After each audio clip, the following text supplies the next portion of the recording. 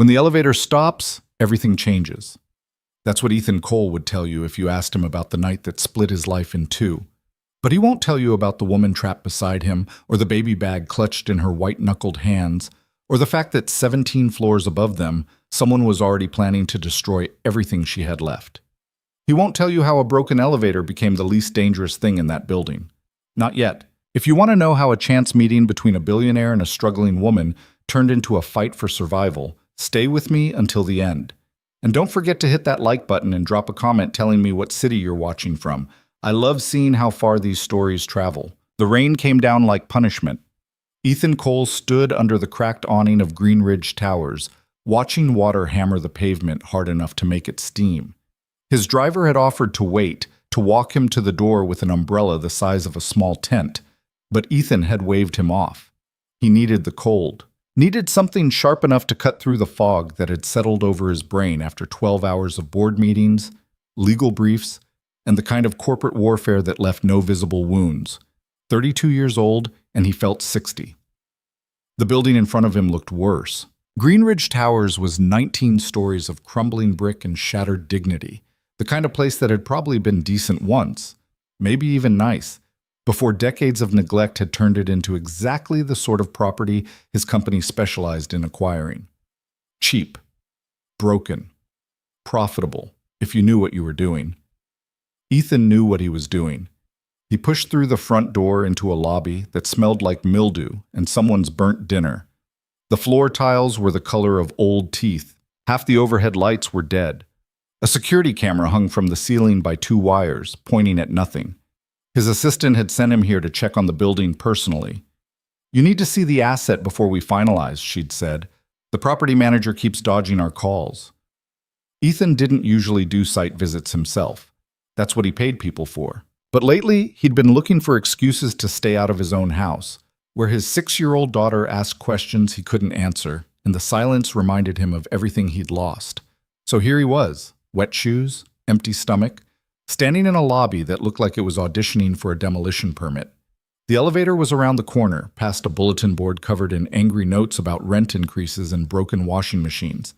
Ethan glanced at them as he passed. Someone had written "Hale is a crook" in red marker across a notice about late fees. He filed the name away. Victor Hale, property manager. The man his company would probably have to fire within the first month. The elevator doors were dented stainless steel, scratched to hell. Ethan pressed the call button and waited. Somewhere above him, cables groaned. The number display flickered, 12, 11, 10, descending in arthritic increments. When the doors finally opened, there was already someone inside. A woman, 30 maybe, thin in a way that looked more like exhaustion than design. Dark hair pulled back in a ponytail that had given up halfway through the day. She wore scrubs under a jacket that had seen better years, and she was leaning against the elevator wall like it was the only thing keeping her vertical. In her arms was a diaper bag covered in cartoon elephants. She looked at Ethan the way you look at something unexpected and vaguely annoying. He looked back and saw someone who probably worked 2 jobs and still couldn't make rent. "Going up?" he asked. "Wouldn't be standing here if I wasn't," she said. "Fair enough." Ethan stepped inside. The woman hit the button for the 14th floor. He pressed 17, though he wasn't sure there was anything up there worth seeing. The doors rattled shut, and the elevator lurched upward with the confidence of a dying animal. Neither of them spoke. Ethan watched the numbers climb. 3, 4. The woman shifted the diaper bag from one shoulder to the other and stifled a yawn that looked like it came from somewhere deep in her bones. 5, 6. "Long day?" Ethan asked, because the silence was starting to feel hostile. "Every day's long," the woman said without looking at him. 7, 8. Then the elevator made a sound Ethan had never heard machinery make before, a grinding shriek followed by a mechanical cough, and the whole car jolted sideways. The lights went out. Ethan's stomach dropped into his shoes as the elevator jerked to a stop so sudden he had to brace himself against the wall to keep from falling. The woman made a startled noise, clutching the diaper bag to her chest. For 3 seconds, there was nothing but darkness and the sound of their breathing. Then the emergency light kicked on, a sickly yellow glow that made everything look like it was dying. Ethan straightened, looked at the display. They were stuck between the 8th and 9th floors. "You've got to be kidding me," the woman said. She jabbed the button for the 14th floor. Nothing. Tried the 9th. The 8th. The door open button. Nothing. Nothing. Nothing. Ethan pulled out his phone. No signal. Of course not. This building probably had walls made of lead and spite. "There's an emergency call button," he said, scanning the panel. The woman was already pressing it. A crackling sound came from the speaker above their heads, then a voice that sounded like it was being transmitted from the bottom of a well. "Yeah?" "We're stuck," the woman said, "between 8 and 9. "I can see that." "So what are you going to do about it?" A pause. "Working on it. Sit tight." The line went dead. The woman closed her eyes and let her head fall back against the wall. Of course this happens tonight." Ethan studied her. Up close, she looked younger than he'd thought, also more tired than anyone should look. There were dark circles under her eyes and a coffee stain on the sleeve of her jacket. "You live here?" he asked. "What gave it away?" "Lucky guess." She opened one eye and gave him a look that suggested she was reassessing whether he was worth the energy it would take to be sarcastic. 14th floor, she said finally. "Apartment 1407. You?" "I don't live here. I'm just visiting." "Visiting?" She said the word like it was a foreign concept. "Who visits Greenridge Towers?" "Someone who's thinking about buying it." That got both eyes open. She turned to look at him properly for the first time, and Ethan saw something sharp move behind her exhaustion. "You're one of them," she said. "One of who?" "The developers, the investors, the people who show up in suits and decide whether we get to keep our homes." Ethan didn't have a good answer for that, mostly because she wasn't wrong. "I'm Ethan," he said instead. "Ethan Cole." The woman stared at him for a long moment. Then she laughed, and it wasn't a happy sound. "Nora Bennett," she said. "And you just bought the building I'm about to be evicted from. So that's fun." "I haven't bought anything yet." "But you're going to." "Maybe." "Then let me save you some time." Nora shifted the diaper bag again, and Ethan noticed for the first time how much tension she was carrying in her shoulders. "The wiring's a death trap. The plumbing hasn't been updated since 1987. Half the apartments have mold. The roof leaks. And the property manager is stealing from everyone stupid enough to still live here." "Victor Hale?" Her eyebrows went up. "You've done your homework." "I saw his name on the bulletin board. Someone called him a crook." "That was probably me." Despite everything, the broken elevator, the fluorescent emergency light making them both look like corpses, the fact that he'd been awake for 19 hours, Ethan almost smiled. "What's he stealing?" he asked. "What isn't he?" Nora said. "Security deposits, maintenance fees. Last month he tried to charge me $300 because he said I broke the lock on my door. I didn't break it. It was broken when I moved in 5 years ago. But he's got the paperwork and I don't, so guess who pays?" Ethan filed that away too. If his company did end up buying the building, Hale would be gone by the end of the week. "I'm sorry," he said.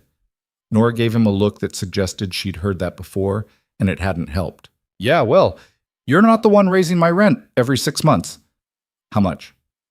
"How much what?" "How much is your rent?" She hesitated, like the question might be a trap. $1,800. Used to be $12, 3 years ago. Ethan did the math in his head. 50% increase in 3 years, in a building that was barely habitable. That wasn't market rate. That was targeted harassment. "Do you have somewhere else you could go?" he asked. "If I did, do you think I'd still be here?" Another fair point.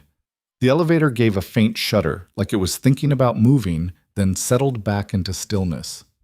Nora closed her eyes again. "How long have you been working today?" Ethan asked. "Why do you care?" "I don't know, making conversation." "Since 6 this morning. I've got 2 shifts at the diner 3 days a week. The rest of the week I clean offices downtown. That's a lot of hours. That's rent in this city." She said it matter-of-factly, without self-pity, and somehow that made it worse. Ethan leaned against the opposite wall, trying to take some of the weight off his bad knee. An old injury from college, back when he'd thought he might play football professionally before his father's company had collapsed and left him with more important things to worry about. "The diaper bag," he said. "You have a kid?" Nora's expression shifted just slightly. Something softer moved across her face. My niece. She's 8 months old. I watch her while my sister works nights. What's her name? Why are you asking me questions? Because we're stuck in an elevator and I'd rather talk than sit in silence for however long this takes. Nora studied him, and Ethan had the uncomfortable feeling of being assessed and found wanting. Lily, she said finally. Her name's Lily. That's a good name. I didn't pick it. Still good. The emergency light flickered. For a second, Ethan thought it might go out entirely, but it caught again and held. Do you have kids? Nora asked. A daughter. Emma. She's 6. What's she doing tonight? Staying with her grandmother. I had meetings. On a Tuesday night? Every night lately. Nora made a non-committal sound. Must be nice, having someone to watch her. It is, Ethan admitted, though my mother thinks I rely on her too much. Do you? Probably. Another tremor ran through the elevator, stronger this time. Nora's hand shot out to steady herself against the wall. The diaper bag slipped and Ethan caught it before it hit the floor. Thanks, Nora said, taking it back. No problem. They stood there in the ugly yellow light, two strangers who had nothing in common except bad timing and a broken elevator. Can I ask you something? Nora said. Sure. When you buy this building, and you're going to, I can tell, what happens to people like me? Ethan wanted to lie. Wanted to tell her that everything would be fine, that his company specialized in affordable housing and tenant protections and all the other things that sounded good in press releases. But he didn't. I don't know yet, he said. Depends on the condition of the building. Depends on whether it makes financial sense to renovate or demolish. Demolish? Maybe. And the people living here? Would have to relocate. Nora nodded slowly, like he'd just confirmed something she'd already known. $1,800 a month, she said quietly, and I'm barely hanging on. You know what rent is in the buildings they'll move us to? $2,500, $3,000, and you have to make 3 times the rent to even apply, which means I'd need to be making $90,000 a year. Do I look like I'm making $90,000 a year? Ethan didn't answer. I'm going to lose my home, Nora said, and there's nothing I can do about it, because people like you show up in your nice suits and your expensive shoes, and you look at buildings like this and see profit margins. You don't see the single mom on the 5th floor who works at the hospital. You don't see the old man on 12 who's lived here since 1993. You don't see me working 70 hours a week just to keep a roof over my head. She wasn't yelling. That was the worst part. She was just tired. Stating facts. Ethan felt something twist in his chest that might have been guilt or might have been anger at a system he benefited from but hadn't built. You're right, he said. Nora blinked. What? You're right. I don't see it, not the way you do. I see numbers and reports and investment potential. I see a building that's falling apart and a property manager who's probably corrupt. But I don't see 70-hour weeks. I don't see what it costs you to be here. So why do it?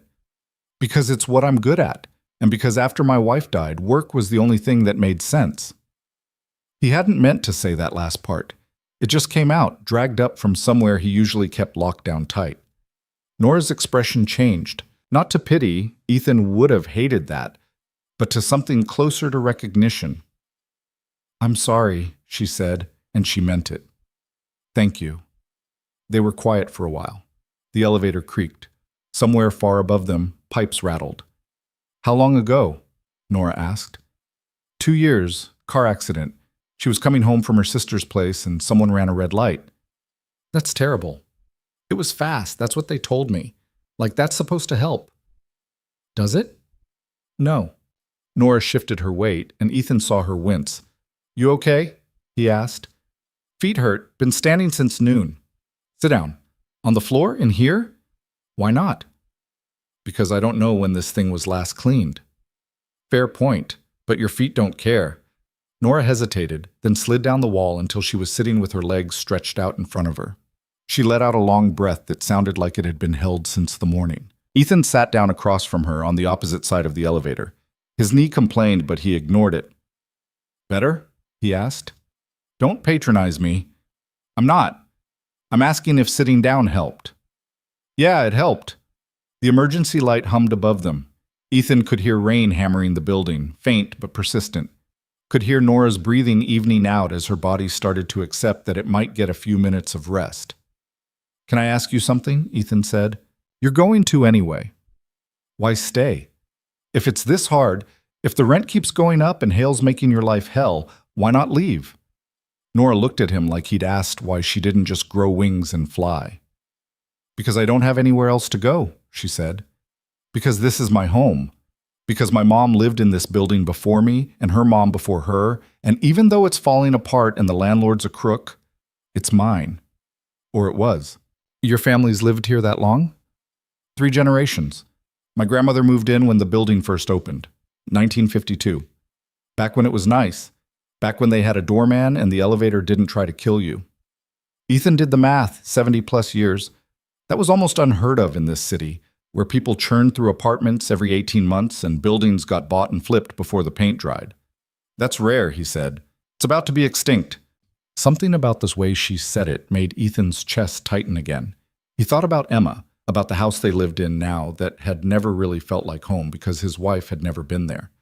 He thought about what it might feel like to lose the last place that held your history. "I'll look into Hale," he said. "When we finalize the purchase, I'll make sure someone audits his records." "Why?" "Because you're right. He's stealing. And if we're going to own this building, I want to know exactly what we're buying." Nora watched him with those sharp, tired eyes. "That's not going to stop you from demolishing it." "No," Ethan admitted. "It's not, but it might get you some of your money back." "I don't want money. I want a home." "I know." They sat there in the broken elevator between the 8th and 9th floors, and Ethan realized that for the first time in 2 years, he was having a conversation that felt real. Not the careful corporate negotiations or the therapeutic platitudes or the polite small talk with his daughter's teachers. This was just 2 people, stuck in a metal box, telling each other the truth because there was no point in lying. "What was she like?" Nora asked. "Your wife." Ethan closed his eyes. "Smart. Funny. She could fix anything. She rebuilt our deck one summer just because she didn't want to pay someone else to do it. Took her 6 weeks, and she was so proud when it was done." "Sounds like a good person." "She was. Emma's like her. Same stubborn streak, same laugh." "Must be hard. Seeing her every day." "It is. It isn't. I don't know." Ethan ran a hand over his face. "Some days, I look at Emma and I see her mother, and it's this gift. Other days, it's a knife. I never know which it's going to be."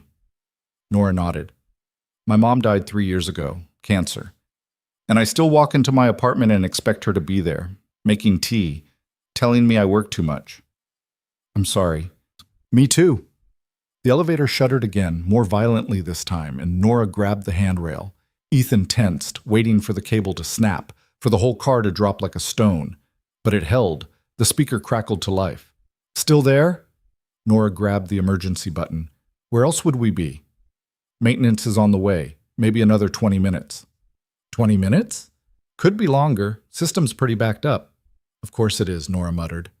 The speaker went dead again. 20 minutes, Ethan said. "You can handle 20 minutes." "Can I?" "You've handled worse." Nora gave him a look that was part irritation, part grudging agreement.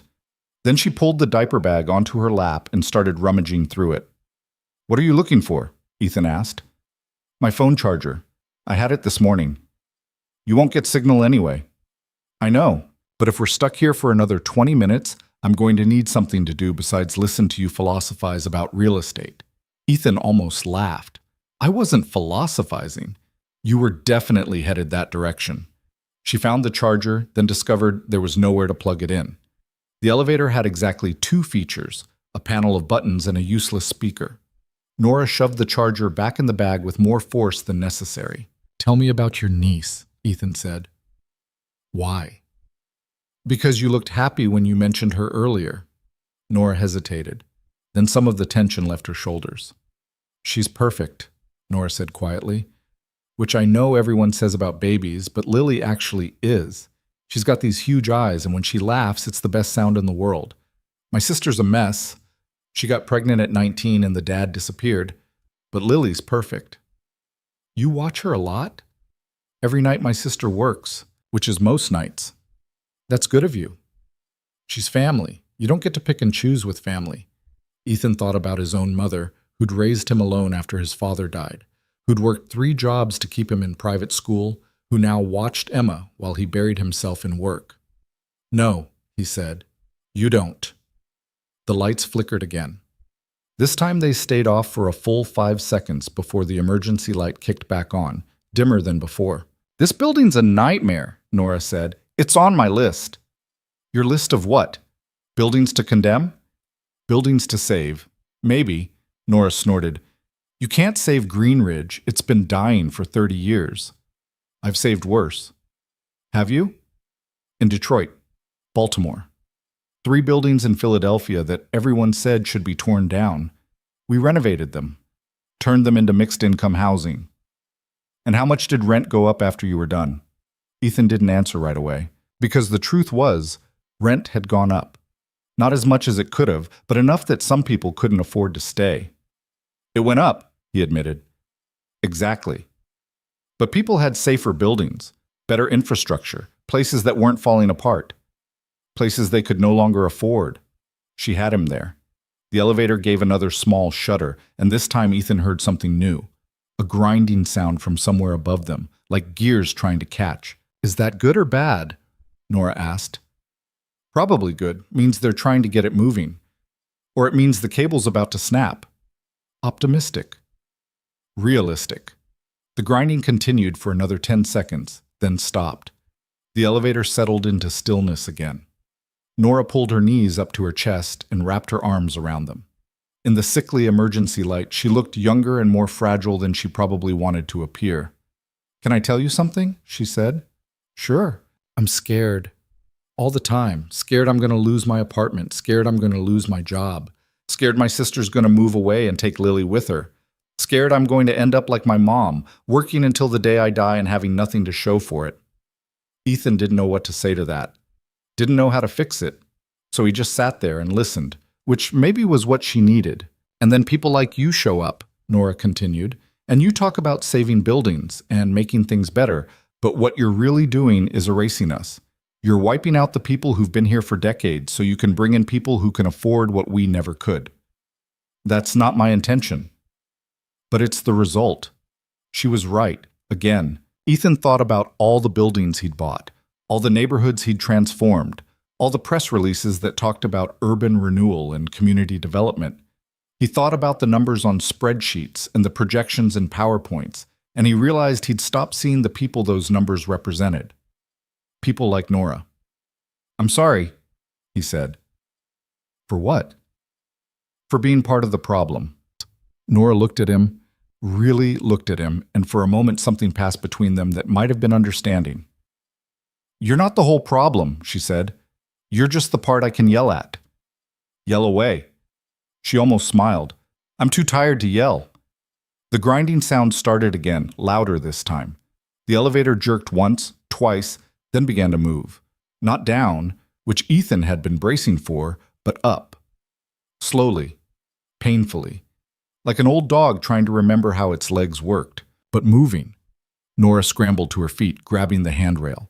Ethan stood more carefully, favoring his knee. The number display flickered to life. 9. The doors opened. Nora stepped out into the hallway and turned back to look at him. This is me, she said. I thought you were on 14. I am, but I'm taking the stairs. Smart. She shifted the diaper bag one more time, and Ethan saw how much effort it took for her to keep standing. Are you going to be okay? He asked. Why wouldn't I be? Because you've been working since 6 in the morning and you're about to climb 5 flights of stairs. I've done worse. I know, you keep saying that. Nora looked at him for a long moment, and Ethan saw something shift in her expression. Something that might have been curiosity, or might have been the beginning of trust. Why do you care? She asked. I don't know, Ethan said honestly, but I do. She nodded once, like that was answer enough. Then she turned and headed for the stairs. Ethan watched her go. Watched her disappear around the corner, the diaper bag bouncing against her hip, her shoulders carrying the weight of a day that wasn't over yet. The elevator doors started to close and he stuck his hand out to stop them. stepped back into the hallway. "Nora," he called. She stopped, turned. "Where do you work?" "The diner." "Lou's on Mercer Street. Why?" "Just wondering." She gave him a look that suggested she didn't believe him, but was too tired to argue. Then she was gone, the stairwell door swinging shut behind her. Ethan stood alone in the 9th-floor hallway of Green Ridge Towers, listening to rain hammer the building and feeling like something had shifted, like the last 45 minutes had cracked something open that he'd been keeping sealed for too long. He pulled out his phone. Still no signal. But he made a mental note: Lou's Diner, Mercer Street. Then he headed for the stairs himself, because there was no way in hell he was getting back in that elevator. By the time he reached the lobby, he was soaked again. A pipe had burst somewhere on the 14th floor, and water was cascading down the stairwell like an indoor waterfall. His shoes squelched, his suit was ruined, his knee was screaming, and for the first time in 2 years, Ethan Cole felt something other than numb. He stepped out into the rain and pulled out his phone. This time he had signal. He called his assistant. "I need everything we have on Green Ridge Towers," he said. "Property records going back 50 years, every transaction, every owner. And I need a full background check on the property manager, Victor Hale." "Tonight?" "Tonight." "Can I ask why?" Ethan looked back at the building. 19 stories of crumbling brick and broken promises. 3 generations of families who'd built lives in those apartments. One woman with a diaper bag and more courage than anyone he'd met in a boardroom. "Because something doesn't add up," he said, "and I want to know what we're really buying." He hung up and stood in the rain for another minute, watching lights flicker on and off in windows up and down the building, watching the city swallow the storm. Then he got in his car and told his driver to take him home. But first, he had the driver swing past Mercer Street. Lou's Diner was a narrow storefront wedged between a laundromat and a bodega, the kind of place that served breakfast all day and coffee that could strip paint. Through the window, Ethan could see Nora moving between tables, a coffee pot in one hand and exhaustion written across her face. She didn't see him. He watched her work for maybe 30 seconds, long enough to notice that she smiled at customers, even though her feet had to be killing her, long enough to see her stop at a table where an old man sat alone and pour him a free refill. Then he told his driver to keep going. He had work to do, and for the first time in a long time, the work felt like it might actually matter. The files arrived at 3 in the morning. Ethan was still awake, sitting in his home office with cold coffee and the kind of headache that came from staring at screens too long. Emma was asleep upstairs. The house was quiet except for the hum of his computer and the occasional creak of settling wood. His phone buzzed. An email from his assistant with 17 attachments. "Everything you asked for," the subject line read. "You owe me a vacation." Ethan opened the first file. Property records for Green Ridge Towers, starting in 1952. He scrolled through decades of transactions, ownership transfers, mortgage refinancings. The building had changed hands 8 times. Most of the sales were unremarkable, routine transfers between investment groups and property management companies. But there was a gap. Between 1986 and 1994, the ownership records got messy. Conflicting claims, legal disputes that had been settled out of court, and in the middle of it all, a name that made him stop scrolling. Bennett Holdings, LLC. Ethan sat up straighter. Bennett, like Nora Bennett. He opened another file. Corporate registration documents. Bennett Holdings had been incorporated in 1985 by a woman named Marion Bennett. The company had owned Green Ridge Towers for exactly 8 years before dissolving in 1994 under circumstances the records didn't fully explain. Marion Bennett. Nora had said her mother died 3 years ago. Had said her family had lived in the building for 3 generations. Ethan pulled up the background check on Victor Hale. 47 years old. Property manager for Green Ridge Towers since 2015. Before that, he'd worked for his father's company, Hale Property Management, which had coincidentally acquired Green Ridge Towers in 1994.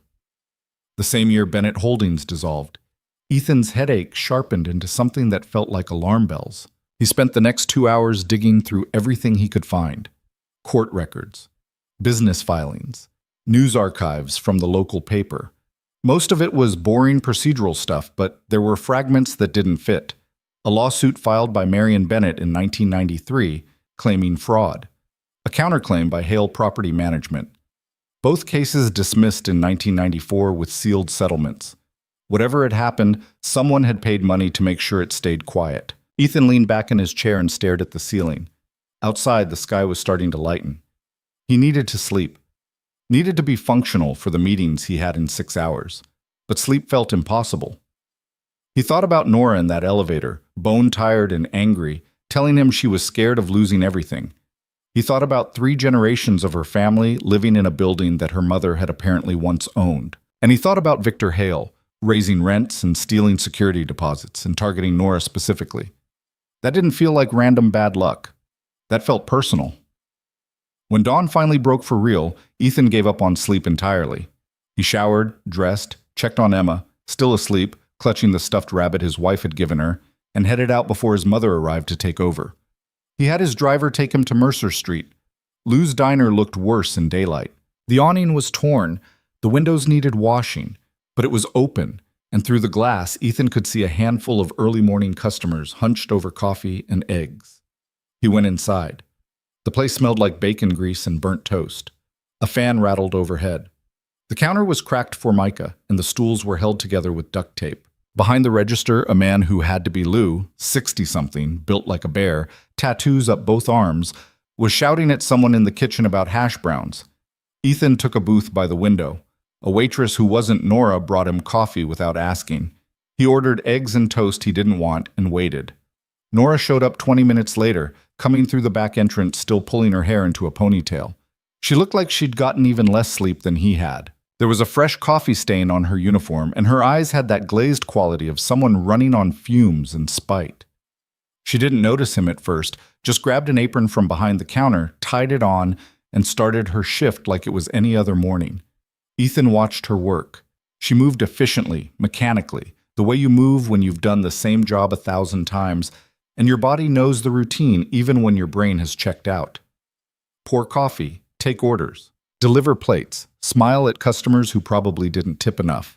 It took her 15 minutes to make it to his table. When she did, she froze. "You're kidding me," Nora said. "Good morning," Ethan said. "What are you doing here?" "Having breakfast. At Lou's." "You said it was on Mercer Street." Nora looked at him like he'd lost his mind. Then she glanced over her shoulder to make sure Lou wasn't watching and slid into the booth across from him. "Okay, seriously, what do you want?" "To talk. We talked last night in the elevator that tried to kill us." "I know. And now I need to talk to you again." "About what?" Ethan pulled out his phone and opened the file his assistant had sent. He turned the screen so Nora could see it. "About this," he said. "About Bennett Holdings, LLC. About your mother." The color drained from Nora's face. She stared at the screen for a long moment, not touching the phone, not moving. Then she looked up at him with something that might have been fear or might have been anger. "Where did you get this?" she asked quietly. "Property records. They're public." "Why were you looking?" "Because something you said last night didn't make sense. You said your family had lived in Green Ridge for 3 generations, but you're paying rent to Victor Hale, who treats you like you're disposable. I wanted to know why." Nora's jaw tightened. "And what exactly do you think you found?" "I think your mother used to own that building," Ethan said. "I think she lost it in 1994 under circumstances that involved lawsuits and sealed settlements. And I think Victor Hale's father was on the other side of those lawsuits." Nora didn't confirm or deny. She just sat there, her hands flat on the table, her breathing carefully controlled. "You don't know what you're talking about," she said finally. "Then tell me I'm wrong." "You're wrong." "Nora, I have to get back to work." She started to slide out of the booth, but Ethan reached across the table, not touching her, just enough to make her stop. "Please," he said, "I'm not trying to cause problems. I'm trying to understand what happened." "Why? So you can feel better about tearing down my building?" "No, so I can figure out what Victor Hale is hiding." That got her attention. She looked at him properly, searching his face for something, lies maybe, or ulterior motives. "What makes you think he's hiding anything?" she asked. "Because people don't seal court settlements unless there's something they don't want anyone to see." Nora's expression shifted. Some of the defensiveness melted into something that looked like exhaustion. "You really want to know?" she said. "Yes." She glanced over her shoulder again. Lou was still yelling about hash browns. The other waitress was handling the counter. No one was paying attention to them. "Not here," Nora said. "My break's at 10. There's a park 2 blocks east. Meet me there." Then she was gone. Back to pouring coffee and delivering plates like the last 5 minutes hadn't happened. Ethan finished his eggs without tasting them, left cash on the table that was probably double what the meal cost, and walked out into the morning.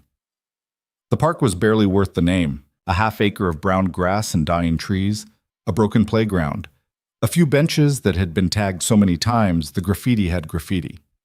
But it was empty, which was probably the point. Ethan sat on the least damaged bench and waited. Nora showed up at 10:15, still in her uniform, carrying 2 coffees from the diner. She handed him one without speaking and sat down on the other end of the bench, as far from him as the space allowed. "You didn't have to buy me coffee," Ethan said. "It's from the pot we're about to throw out anyway. Don't get excited." He tried it. She was right. It tasted like it had been brewed sometime during the previous administration. They sat in silence for a minute, watching a dog walker struggle with 3 leashes and a trash bag. "My grandmother bought into Green Ridge in 1952, Nora said finally. She and 5 other families. It was supposed to be this cooperative thing. Everyone owned a share. Everyone had a say in how the building was run. That's unusual." It was the 50s. Lots of things were unusual. Ethan didn't argue. "It worked for a while," Nora continued. "Decades, actually. But people died. Families moved away. By the 80s, there were only 2 families left with ownership stakes. Mine and the Hales. Victor's family. His father, Thomas Hale. He wanted to sell the building to a developer. My mom didn't. They fought about it for years. And then in 1993, my mom discovered that Thomas had been forging documents, faking board meeting minutes, making it look like decisions had been made that never actually happened. What kind of decisions? The kind that would give him controlling interest in the building, the kind that would let him force a sale without my mother's consent. Ethan felt something cold settle in his stomach. She sued him. She tried. But Thomas had money. He hired lawyers, dragged it out. And my mom was raising me alone and working 2 jobs, and she couldn't afford to keep fighting. So in 1994, she took a settlement, signed away her ownership stake, and the building went to Hale Property Management. What was in the settlement? $50,000 and a promise that she could keep living in her apartment as long as she wanted, rent-controlled, protected. And did she? For a while. Until Thomas died in 2009. Then Victor took over, and suddenly the rent control didn't apply anymore. Suddenly, there were fees and fines and new rules. My mom fought him for years, but she was sick by then. Cancer. She didn't have the energy.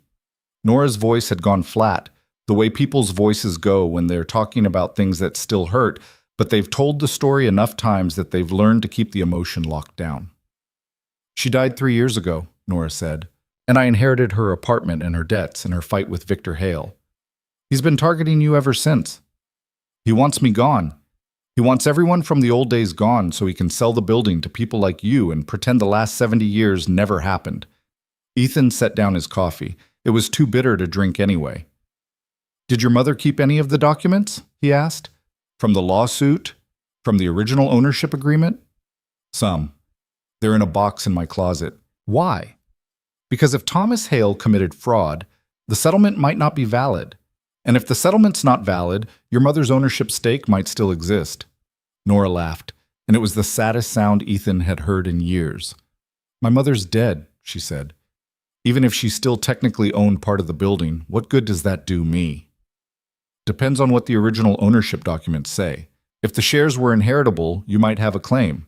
"A claim to what? A building that's falling apart and about to be sold?" "A claim to a voice, a say in what happens. Leverage."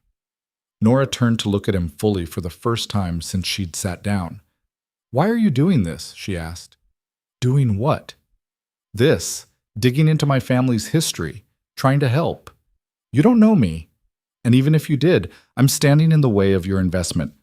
Ethan thought about that, thought about the real answer, which was complicated and messy and had something to do with the way Nora had looked at him in that elevator, and told him the truth about what his business did to people. But that wasn't the answer he gave. "Your mother saved my life," he said. Nora blinked. "What?" "Marion Bennett, your mother. In 1998, I was 15. There was a fire at my school. Old building, faulty wiring, the whole place went up like kindling. I was in the chemistry lab when it started, got trapped when the ceiling collapsed." He could still remember it. The smoke, the heat, the sound of wood splintering. "Your mother was a nurse there," Ethan continued. "She came back into the building when everyone else was evacuating, found me under a table, dragged me out." Nora's mouth had fallen open. "You're lying." "I'm not." "My mom never mentioned—" She probably didn't remember. There were a dozen kids pulled out of that fire. I was just one of them, but I remember her. I remember her telling me to stay calm. I remember her voice. Nora stared at him like he'd just told her the sky was green. "That's not possible," she said. "It is. I didn't make the connection until last night, when I saw her name in the property records. But I looked it up this morning, checked the news archives from 1998. There was a photo. Marion Bennett, school nurse credited with rescuing multiple students."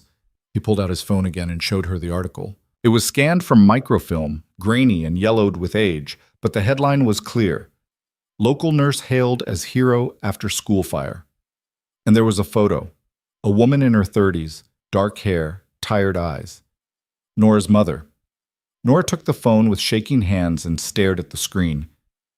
"I didn't know," she whispered. "How could you? You were probably 8 years old." "I was 7. My mom came home that night with burns on her arms.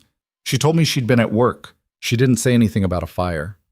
"That sounds like her, from what I remember." Nora handed back the phone like it might burn her too. "So this is guilt?" she said. "You're helping me because you feel like you owe her?" "Maybe. Partly. But also because what Victor Hale is doing is wrong, and I'm in a position to do something about it." "By buying the building and evicting everyone anyway? By making sure the truth comes out first?" Nora stood up, paced 3 steps away, then back. She looked like she wanted to scream or cry or throw something, and she was holding it all in through sheer force of will. "I don't have time for this," she said. "I have to be back at work in 10 minutes. I have to pick up Lily at 3. I have to—" "Nora." "What?" "Let me help." "Why should I trust you?" "Because I'm the only one offering." That stopped her. She stood there in the middle of the ugly park with her ugly coffee, and Ethan saw the exact moment she made the decision. "Okay," she said, "but if you screw me over, I will make your life hell." "Fair enough." She checked her watch. "I have to go, but meet me tonight, 7 o'clock, my apartment. Bring a lawyer if you have one." "I have several." "Of course you do." She started walking back toward the diner, then stopped and turned around. "Ethan?" "Yeah?" "Thank you for telling me about my mom." Then she was gone, and Ethan was alone in the park with coffee he couldn't drink, and a promise he wasn't sure he could keep. He spent the rest of the day canceling meetings and making phone calls. First to his head attorney, a woman named Patricia, who'd been with his company for a decade and had seen everything. "I need you to look into a property fraud case from 1994, Ethan said. "And I need you to do it quietly." "How quietly?" "Don't tell anyone, not the board, not the other partners, just you." Patricia was silent for a moment. "Ethan, what are you getting into?" "I'm not sure yet, but I need someone I can trust." "You have me. Send over what you've got." He emailed her everything, the property records, the lawsuit filings, the news article about his mother, all of it. Then he called his mother. "Can you keep Emma tonight?" he asked. "I have something I need to take care of." "Another meeting?" "Something like that." His mother sighed. "You're working too much." "I know." "Emma misses you." "I know." "Then maybe you should—" "Mom, please, just tonight. I promise I'll do better." Another sigh. "Fine, but you're taking her to the park this weekend. No excuses." "Deal." He hung up before she could give him the rest of the lecture he probably deserved. At 6:30, Patricia called back. "You've stepped in something messy," she said without preamble. "Tell me." The original ownership structure for Greenridge Towers was a cooperative trust. 6 families bought in with equal shares. The trust documents specified that shares were inheritable and could only be sold with unanimous consent of all shareholders. Okay. Thomas Hale forged documents claiming 2 of the families had sold their shares to him.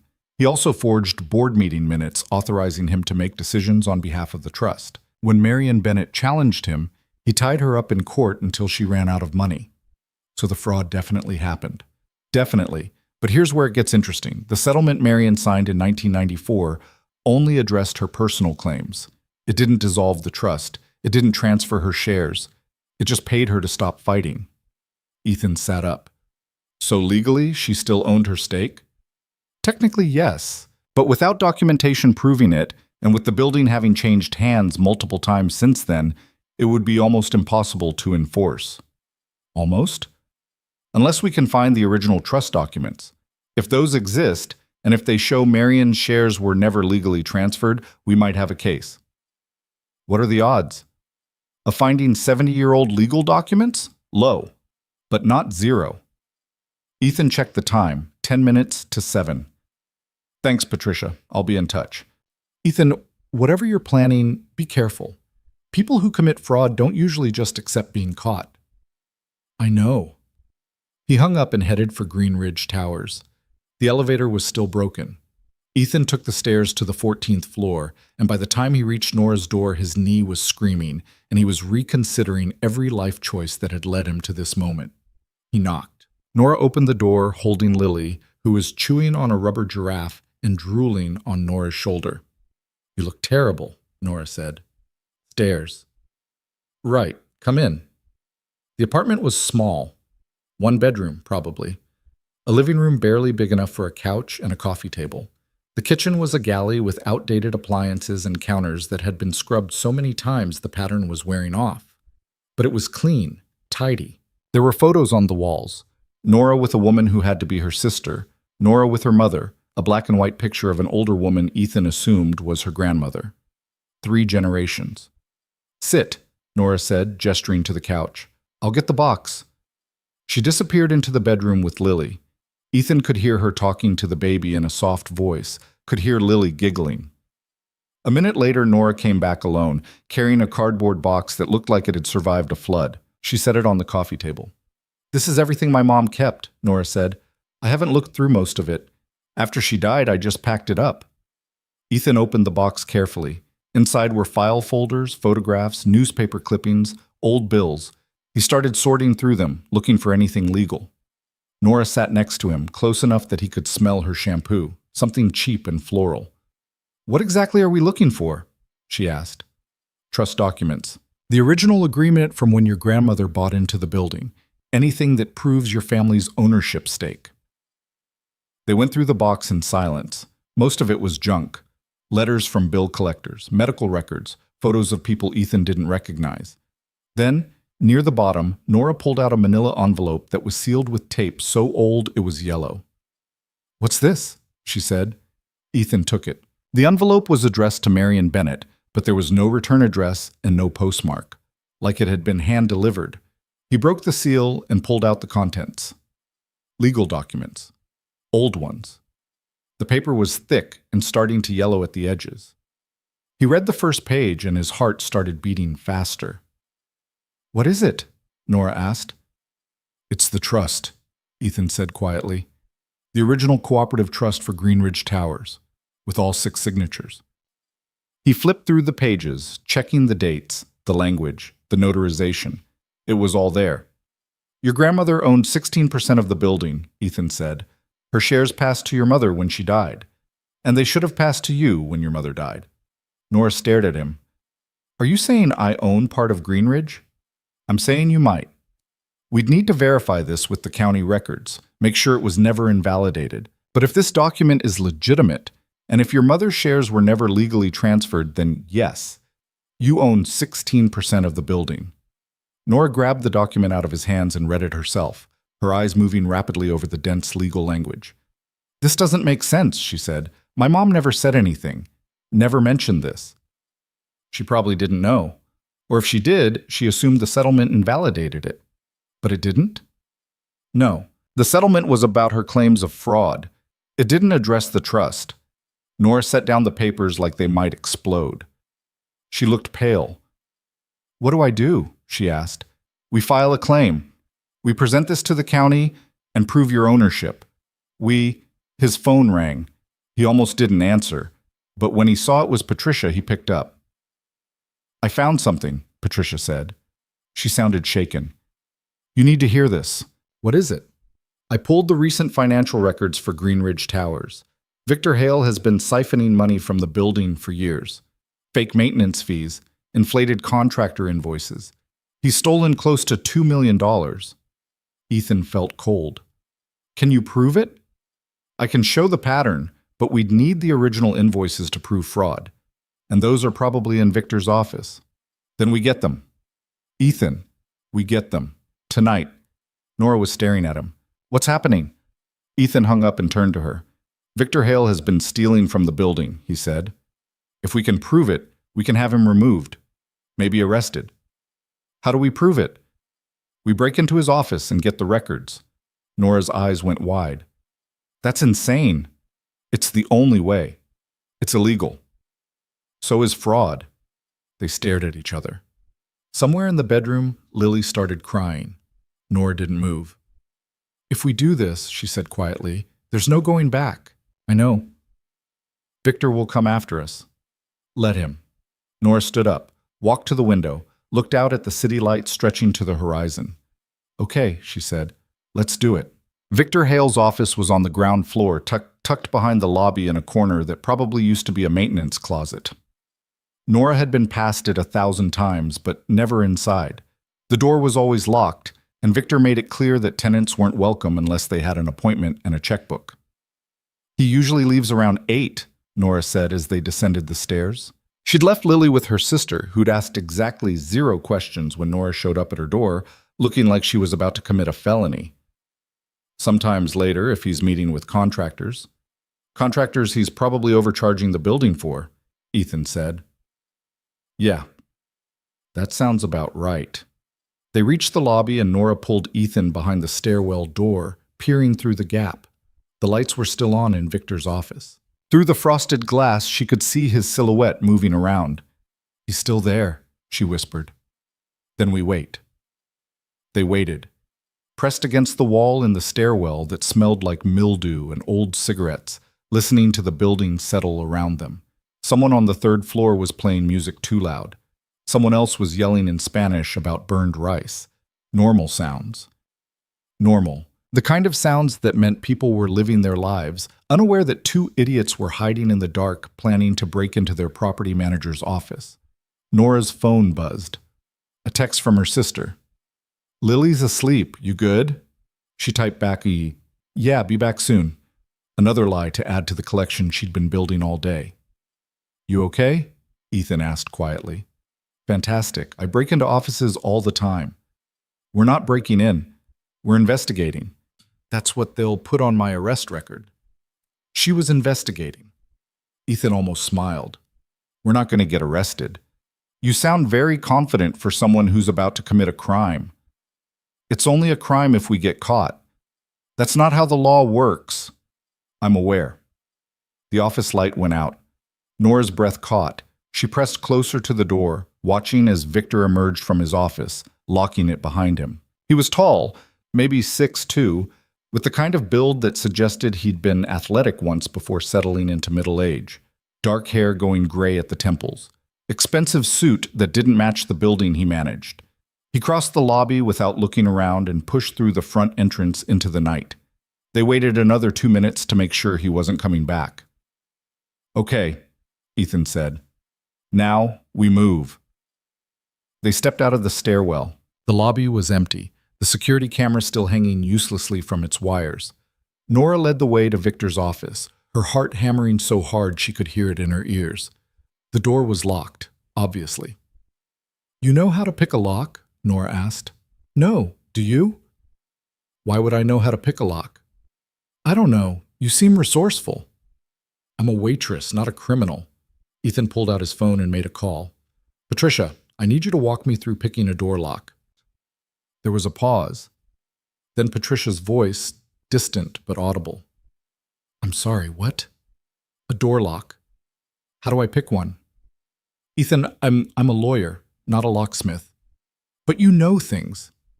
I know you're about to do something incredibly stupid. Probably. So help me do it smart. Another pause. Then Patricia sighed, the sigh of someone who'd given up trying to save Ethan from himself. You need a tension wrench and a pick. Do you have those? Ethan looked at Nora. Nora looked back at him and shrugged. Hold on, she said. She ran back up the stairs to her apartment, taking them two at a time despite her exhausted legs screaming in protest. She grabbed bobby pins from the bathroom counter and a flathead screwdriver from the kitchen drawer and ran back down. Will these work? She asked, shoving them at Ethan. He relayed the question to Patricia, who walked them through the process with the kind of patience that suggested she'd done this before and Nora really didn't want to know why. It took 7 minutes and 3 broken bobby pins, but eventually something clicked and the door swung open. They stepped inside and Nora closed the door behind them. Victor's office was exactly what she'd expected. Cheap furniture pretending to be expensive, a desk covered in papers and coffee rings, filing cabinets against one wall, a computer that looked like it was from 2015, and photographs everywhere, Victor shaking hands with contractors, Victor at some award ceremony, Victor standing in front of buildings with sold signs. Charming, Ethan muttered. He's very proud of himself. I can see that. Ethan went to the filing cabinets. Nora moved to the desk, rifling through the papers. Most of it was boring, rent ledgers, maintenance requests, letters from tenants complaining about things that would never get fixed. Then she found the file folder. It was tucked under a stack of invoices and it had her name on it. Nora Bennett. Unit 1407. Her hand shook as she opened it. Inside were copies of every violation notice Victor had ever sent her, every fine he'd tried to impose, every threat of eviction. But there were also things she'd never seen before. Notes in Victor's handwriting about her schedule, her job, her sister. He'd been tracking her, documenting her movements, building a case to force her out. Ethan, she said quietly. He looked up from the filing cabinet. What is it? She held up the folder. He's been stalking me. Ethan crossed the room in 3 strides and took the folder. His jaw tightened as he read through it. This is harassment, he said. This is my life. Ethan pulled out his phone and started photographing every page in the folder. We're keeping this, all of it. While he worked, Nora went back to searching the desk. In the bottom drawer, under a stack of takeout menus, she found another folder. This one was labeled Maintenance Contractors. She opened it and her breath stopped. Invoices, dozens of them, for work that had supposedly been done on the building over the last 3 years. New boilers, roof repairs, plumbing replacements. The amounts were staggering, $50,000 here, $70,000 there, over $2 million total. But Nora lived in this building. She knew the roof still leaked, knew the boiler broke down every winter, knew the plumbing was held together with rust and prayer. None of this work had actually been done. Ethan, she said again, and her voice came out strangled. He was beside her instantly, looked over her shoulder at the invoices. These are fake, he said. I know. All of them? Most of them. Maybe all. I don't know. But I know this building hasn't seen $2 million in repairs. Ethan started photographing again, faster now. His hands were steady, but Nora could see the tension in his shoulders. We need the originals, he said. Photos might not be enough in court. Then we take them. If he notices they're gone, he's going to notice either way. Once we file our claim, he'll know someone's been digging. Ethan hesitated, then nodded. He grabbed the entire folder and tucked it under his arm. Nora went back to searching. In the filing cabinet, under M for miscellaneous, she found a locked metal box. There's a locked box, she called out. Ethan came over. The box was small, maybe the size of a shoebox, with a combination lock. Can Patricia help with this too? Nora asked. Not unless she knows the combination. Nora studied the lock. 3 digits. Could be anything. She tried Victor's office number, 407. Nothing. Tried the building address, 1850. Nothing. What year was the building built? Ethan asked. 1952. He tried it. The lock clicked open. Inside the box were more documents, older ones. Nora pulled them out carefully, spreading them on the desk. Property deeds, transfer agreements, And there, near the bottom, a document that made her blood run cold. It was a quit-claim deed, dated 1994, transferring Marion Bennett's ownership stake in Greenridge Towers to Thomas Hale. It had her mother's signature on it, except Nora knew her mother's signature, had seen it on birthday cards and school permission slips, and the last check she'd written before she died. This wasn't it. This was close, but the loops were wrong. The slant was wrong. "This is forged," Nora said. Ethan took the document and examined it under the desk lamp. "You're sure?" "I'm sure. That's not my mother's handwriting." "Then this proves it. This proves Thomas Hale forged the transfer. Your mother never actually gave up her shares." Nora felt something crack open in her chest. Relief, maybe. Or vindication. Or the beginning of something that felt like hope, but she was too scared to name. "We take this too," she said. Ethan was already folding it, sliding it into the folder with the invoices. Then they heard footsteps in the lobby. They both froze. Ethan killed the desk lamp and they stood in the dark, barely breathing, listening to someone approach the office door. A key scraped in the lock. Victor was back. Ethan grabbed Nora's wrist and pulled her toward the corner behind the filing cabinet. They pressed into the narrow space just as the door opened and the lights came on. Victor walked in, talking on his phone. "I don't care what it costs," he was saying. "I want her out by the end of the month. Find a violation. Make one up if you have to." A pause. "Bennett, Unit 1407.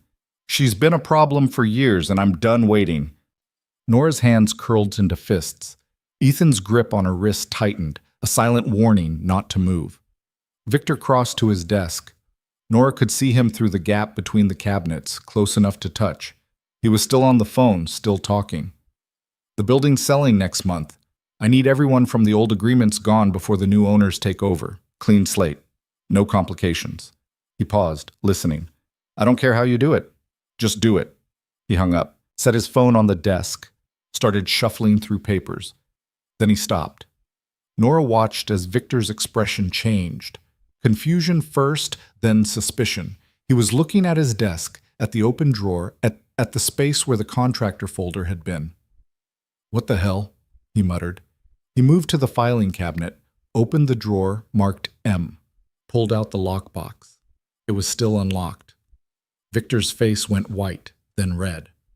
"No," he said. "No, no, no." He grabbed his phone and dialed. Someone answered on the first ring. "We have a problem," Victor said. His voice had gone tight, controlled, dangerous. "Someone's been in my office. The documents are gone." A muffled response.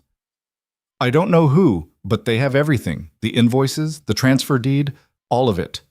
Another response. Victor's eyes swept the office, and for a terrible moment Nora thought he was going to see them.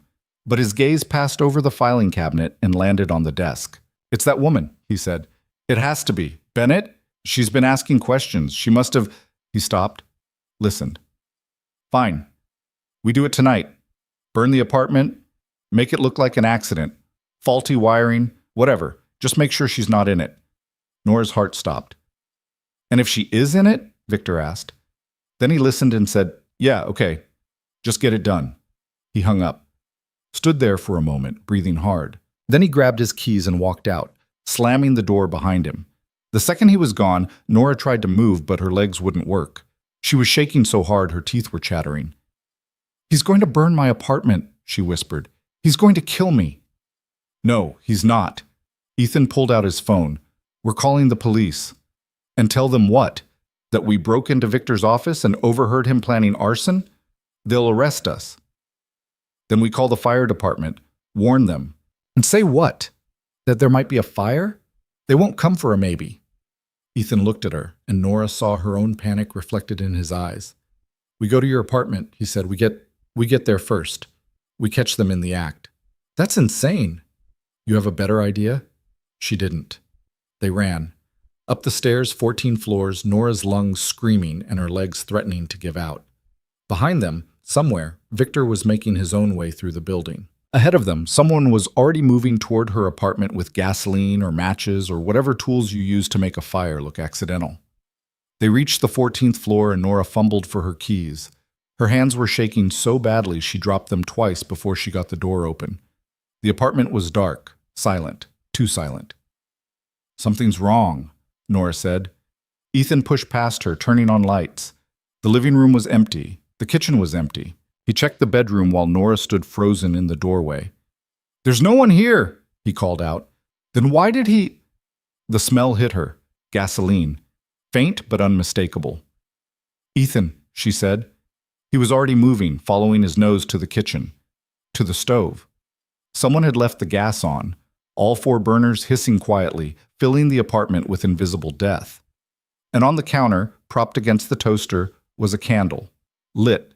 It had maybe 2 inches of wax left before the flame would reach the base and tip over onto the counter, where someone had thoughtfully left a stack of newspapers soaked in what smelled like lighter fluid. "Get out," Ethan said. "Now." But Nora was already moving. She grabbed a dish towel, wrapped it around her hand, and grabbed the candle, threw it into the sink and turned on the water, ran to the stove and twisted all the knobs to off. The hissing stopped. Ethan opened windows, letting in cold air that had never felt so good. They stood there, gasping, staring at what had almost been Nora's grave. "We need to leave," Ethan said, "right now, before they realize it didn't work." "I need to get my things. There's no time. The trust documents, the photos. I can't just—" "Nora, they tried to kill you. We leave now, or we don't leave at all." But Nora was already in the bedroom, grabbing the cardboard box with her mother's papers, grabbing the framed photo of her grandmother, grabbing Lily's favorite stuffed elephant because her sister would never forgive her if something happened to it. Ethan helped her carry it all. They made it to the door just as someone started pounding on it from the outside. "Open up!" a man's voice shouted. Not Victor, someone else. "Fire inspection! Open up now!" Nora looked at Ethan. Ethan looked back. "The window," he said. "We're on the 14th floor. The fire escape. It's rusted through. It'll never hold us." "It'll hold us better than staying here will." More pounding. "I said open up!" They ran to the bedroom window. Ethan forced it open. It stuck, swollen with years of paint and humidity, and looked out at the fire escape. It was exactly as bad as Nora had said. Rusted metal clinging to brick by sheer stubborn will. "You first," Ethan said. "If that thing collapses, it won't. You don't know that. Nora, go." She went, climbed out onto the fire escape with the box of documents clutched to her chest. The metal groaned under her weight, but held. Ethan passed her the framed photo and the stuffed elephant, then climbed out after her. Behind them, the apartment door crashed open. "Go, go, go," Ethan hissed. They went down. 1 flight, 2. The fire escape swaying with every step, bolts popping loose from the brick. Nora tried not to look down at the alley 13 stories below. Above them, someone stuck their head out the window. "They're on the fire escape," the man yelled. Footsteps on metal. Someone else was coming down after them. Nora moved faster, half climbing, half falling down the ladder. Her foot slipped on the wet metal, and she nearly dropped the box, but Ethan caught her, steadied her, kept moving.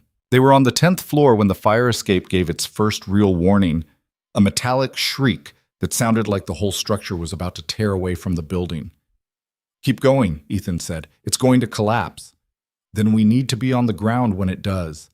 8th floor, 7th, Nora's arms were screaming from carrying the box. Her legs were jelly. She could hear their pursuer getting closer, heavy boots on metal, someone bigger and faster than they were. 6th floor. 5th. The fire escape lurched sideways. One of the support brackets tore completely away from the brick, and suddenly they were hanging at a 15-degree angle over nothing. Nora screamed. Ethan grabbed the railing with both hands. "Keep moving!" They scrambled down the tilting ladder. 4th floor. 3rd. Behind them, their pursuer had stopped, probably realizing that adding his weight to a collapsing structure was a bad idea. 2nd floor. 1st. The ladder ended 10 feet above the alley. There was supposed to be a retractable section, but it was rusted in place. "Jump," Ethan said. "Are you serious? You have a better idea?" She didn't. She handed him the box and the photo and the elephant, and she jumped. Hit the pavement hard. Her ankle twisted and pain shot up her leg, but nothing broke. Ethan dropped the box down to her, then the rest, then jumped himself. Landed better than she had, probably because he hadn't been on his feet for 16 hours straight before starting this nightmare. They grabbed everything and ran. Out of the alley, onto the street. Nora had no idea where they were going, just away. Away from the building and Victor and the man who'd chased them and the apartment that had almost become her funeral pyre. Her phone buzzed. She ignored it. It buzzed again. And again. Finally, she looked. 3 texts from her sister. "Where are you?" "Nora, seriously, where are you?" "There's something happening at your building. Fire trucks. Are you okay?" Nora stopped running, turned around. 3 blocks away, Green Ridge Towers was lit up like a Christmas tree, red and blue lights everywhere. Fire trucks, police cars, an ambulance. "They set it anyway," she said numbly. "They set the fire anyway." Ethan followed her gaze. "Or someone else reported the gas leak. Either way, your home is standing. Look." He was right. There was smoke. She could see it now, but it was coming from the lower floors. The building wasn't engulfed. Whatever fire there was, it was contained. Her phone rang. Her sister. Nora answered. "I'm okay." "Where are you? What happened?" "I can't explain right now." "Is Lily okay?" "She's fine. She's asleep." "Nora, what the hell is going on?" "I'll tell you later. Just stay where you are. Don't go near the building." She hung up before her sister could argue. A block away, she watched firefighters moving in and out of Green Ridge Towers. Watched residents being evacuated, standing on the sidewalk in their pajamas, watching their homes fill with smoke. "This is my fault," Nora said. "This is Victor's fault. I should have just left. Should have just moved when he started raising the rent. Should have—" "Nora." She looked at him. "This is not your fault," Ethan said firmly. "Victor Hale tried to burn down a building full of people to cover up his crimes. That's on him, not you." Nora wanted to believe him, wanted to believe that none of this was her responsibility. But she kept seeing those families on the sidewalk, kept thinking about how Victor had escalated because of her, because she'd started asking questions. Her phone buzzed again, not her sister this time, a number she didn't recognize. She almost didn't answer, but something made her pick up. "Is this Nora Bennett?" a woman's voice asked. "Who is this?" "My name is Helen Carver. I was a nurse at Lincoln High School in 1998. I'm calling because I saw you today, at the diner, and I recognized you." Nora's throat went tight. "Recognized me how?" "You look just like your mother, Marion. We worked together for 15 years. The world tilted sideways. "I have something that belongs to you," Helen continued. "Something Marion gave me before she died. She made me promise to give it to you when the time was right. I think that time is now." Nora couldn't speak, couldn't process. Behind her, Green Ridge Towers was still burning. In front of her, Ethan was watching with concern. "Can you meet me?" Helen asked. "Tonight? I know it's late, but I saw the news about the fire, and I think you need to see this." "What is it?" "A letter and a key. Marion said you'd know what to do with them when you were ready." Nora closed her eyes, opened them. "Where?" she asked. Helen Carver lived in a row house in Queens, the kind of place that had probably looked exactly the same since 1975. White siding, black shutters, a porch light that buzzed with dying insects. Ethan pulled his car to the curb and killed the engine. "You sure about this?" he asked. Nora stared at the house. Through the front window, she could see warm light, a living room with old furniture, someone moving around inside. "No," she said, "but I'm doing it anyway." They got out. Nora was still carrying the box of documents, still clutching her grandmother's photo like it was a life raft. Her ankle throbbed where she'd twisted it jumping from the fire escape. Her uniform was torn and covered in rust stains. She looked like she'd been through a war. She felt like it too. Helen answered on the first knock. She was older than Nora had expected, maybe 70, with white hair pulled back in a bun and reading glasses hanging from a chain around her neck. She wore a cardigan that had seen better decades and slippers shaped like cats. "Nora?" she asked. "Yes." Helen's face softened. "You really do look just like her. Come in, come in." They followed her inside. The house smelled like tea and old books. Crocheted blankets covered every surface. Photographs lined the walls, Helen with people Nora didn't recognize. Helen in a younger version of herself wearing scrubs. Helen holding a baby who was probably a grandchild by now. "Sit," Helen said, gesturing to a couch that had probably been purchased during the Carter administration. "Can I get you anything? Tea? Water?" "We're fine," Ethan said. Helen sat across from them in an armchair that matched the couch. She looked at Nora with eyes that were sharp despite their age. "Your mother was my best friend," Helen said. "Did you know that?" Nora shook her head. "She never mentioned you." "I'm not surprised. After what happened with the building, after the lawsuit, Marion pulled away from everyone. She was ashamed, I think. Felt like she'd failed." "She didn't fail," Nora said automatically, though she wasn't sure she believed it. "I know that. You know that. But Marion, she was hard on herself. Always had been." Helen reached for something on the side table. A manila envelope, yellowed with age.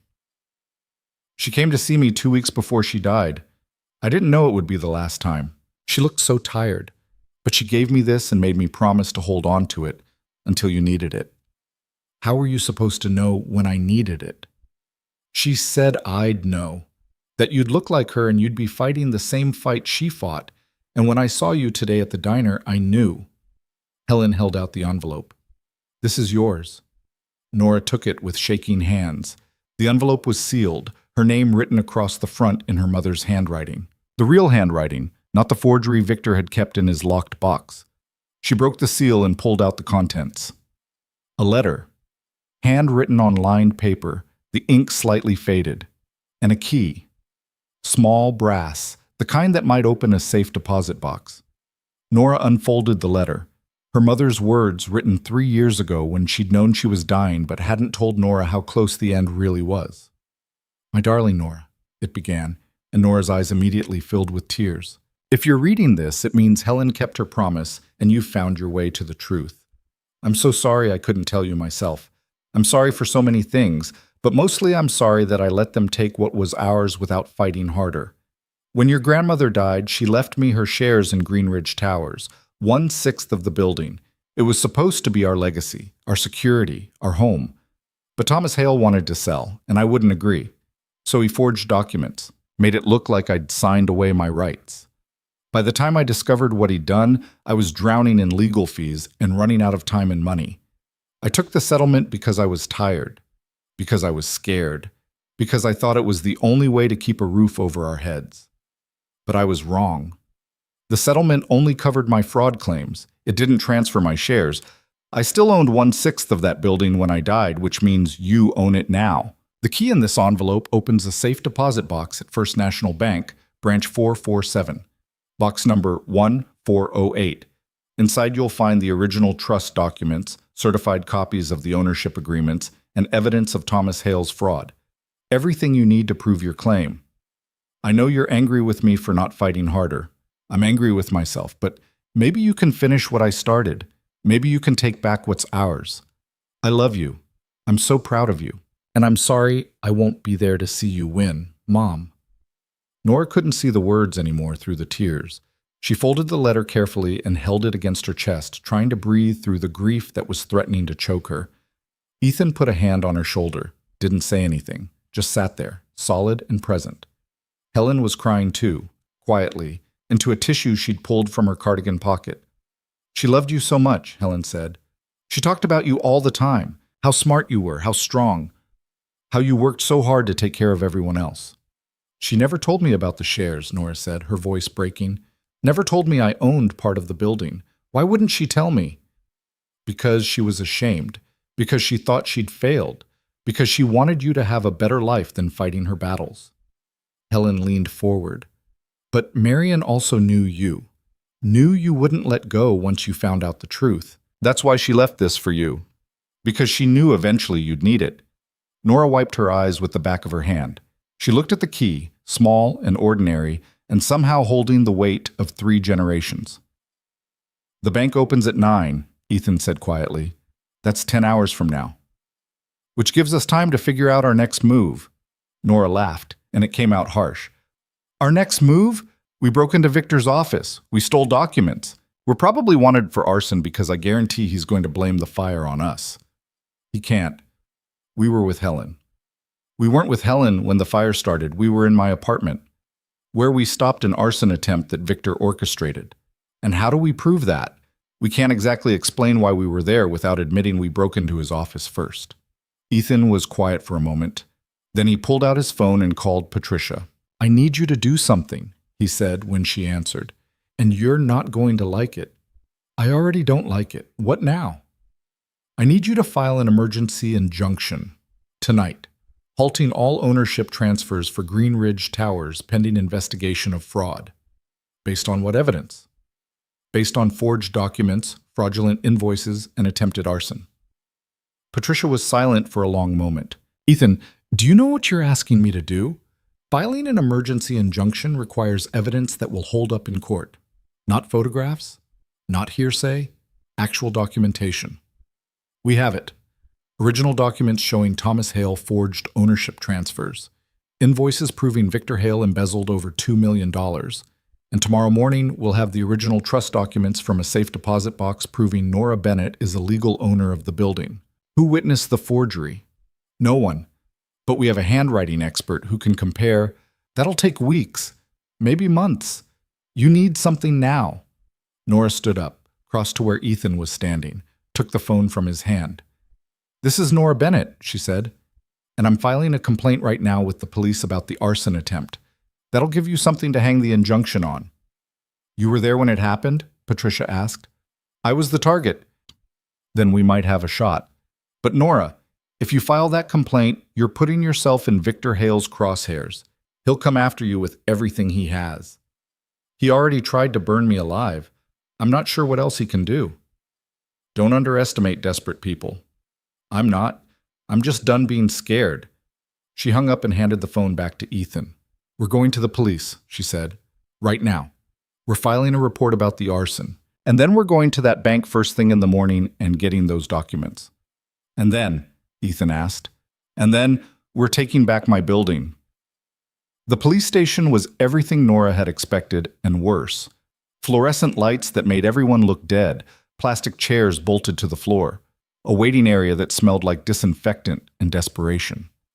Behind a thick glass partition, a cop who looked about 16 typed on a computer with 2 fingers. Nora walked up to the window. I need to file a report. The cop didn't look up. What kind of report? Attempted murder, arson, fraud. Take your pick. That got his attention. He looked at her properly, taking in her torn uniform and rust-stained hands and the box of documents she was clutching. Have a seat, he said. Someone will be with you. They sat. The clock on the wall said it was past midnight. Nora felt like she'd been awake for a month. A detective came out 20 minutes later. She was maybe 40, dark hair pulled back tight, wearing slacks and a blazer that had seen better days. She had the look of someone who'd heard every lie and seen every scam and wasn't impressed by much. Nora Bennett? She asked. That's me? I'm Detective Sarah Reeves. Come on back.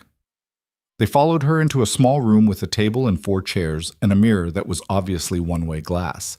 Detective Reeves gestured for them to sit. So, she said, pulling out a notepad, talk to me about this attempted murder. Nora told her everything, the elevator, the investigation, breaking into Victor's office, which she glossed over as obtaining evidence, the overheard phone call, the gas left on in her apartment, the candle, the fire escape, the fire. She didn't mention the letter from her mother or the safe deposit box. Some things weren't the police's business yet. Detective Reeves wrote it all down, her expression neutral. When Nora finished, Reeves looked at Ethan. And you were with her for all of this? Most of it, Ethan said. Not the elevator, but everything after. Why? Because my company is buying Green Ridge Towers, and I wanted to know what we were actually purchasing. And what you discovered was fraud. Extensive fraud, yes. Reeves tapped her pen against the notepad. You got proof of any of this? Ethan pulled out his phone and showed her the photographs he'd taken in Victor's office. The fake invoices, the forged transfer deed, Nora's file with all of Victor's notes about her schedule and movements. Reeves studied each image carefully. Her expression didn't change, but something shifted in her posture. This is serious, she said. I know, Nora said. I mean, if this is legitimate, we're talking wire fraud, embezzlement, attempted murder. This isn't some landlord-tenant dispute. I know. Reeves stood up. Wait here. She left, taking Ethan's phone with her. They sat in silence for 10 minutes. 15. Nora's leg bounced with nervous energy. Ethan looked calm, but she could see the tension in his jaw. When Reeves came back, she had another detective with her. Older guy, gray hair, the kind of cop who'd probably been doing this since before Nora was born. This is Detective Morris, Reeves said. He works white-collar crime. He's going to want to hear your story, too. So Nora told it again. Morris asked more questions this time, wanted specifics about the invoices, about the contractor names, about exactly what Victor had said on the phone. You're sure he said burn the apartment? Morris asked. Yes. And make it look like an accident? Yes. Those exact words? I know what I heard. Morris exchanged a look with Reeves. We're going to need to verify some things, but if what you're saying is true, we've got enough to bring Victor Hale in for questioning. What about the fire? Nora asked. Is anyone investigating that? Fire marshal's already on it. If it was arson, they'll find evidence. And if they don't? Then it's a lot harder to prove intent. Nora felt something sink in her chest. So Victor might get away with it. I didn't say that. I said it's harder to prove, but we've got the invoices, we've got the forged documents, we've got his notes about you. Even if the arson doesn't stick, we can build a case on the fraud.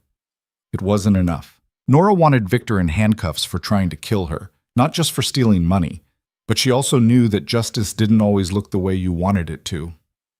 What happens now? Ethan asked. Now you go home, Reeves said. Get some sleep. Come back tomorrow morning and we'll take official statements. In the meantime, we're going to start pulling records on Hale Property Management. See what else we can find. And Victor? We'll pick him up tonight if we can find him. But these guys tend to run when they know they're caught, so no promises. They left the station at 2 a.m. The city was quieter now, just the sound of distant sirens and the occasional car passing. Nora felt hollowed out, empty. You need a place to stay tonight, Ethan said. I'll go to my sister's. She has room? She has a couch. Ethan hesitated. I have a guest room. It's clean. It's quiet. Emma would be asleep, so you wouldn't have to make small talk. Nora looked at him. Why are you doing all this? I told you, your mother saved my life. That was 30 years ago. You don't owe her anything. Maybe not, but I want to help anyway. There was something in his voice that made Nora believe him. Something honest and tired and maybe a little broken, like he needed this as much as she did. Okay, she said, but just for tonight. Ethan's house was in a neighborhood that made Nora feel like she'd crossed into another country. Wide streets, big yards, houses that could probably fit 3 of her apartment inside them. His was set back from the road, all dark wood and modern lines, with a driveway that could hold 6 cars. You live here alone? Nora asked as they pulled in. Me and Emma, and my mother, sometimes, when she stays over. It's huge. It's too big. My wife picked it out.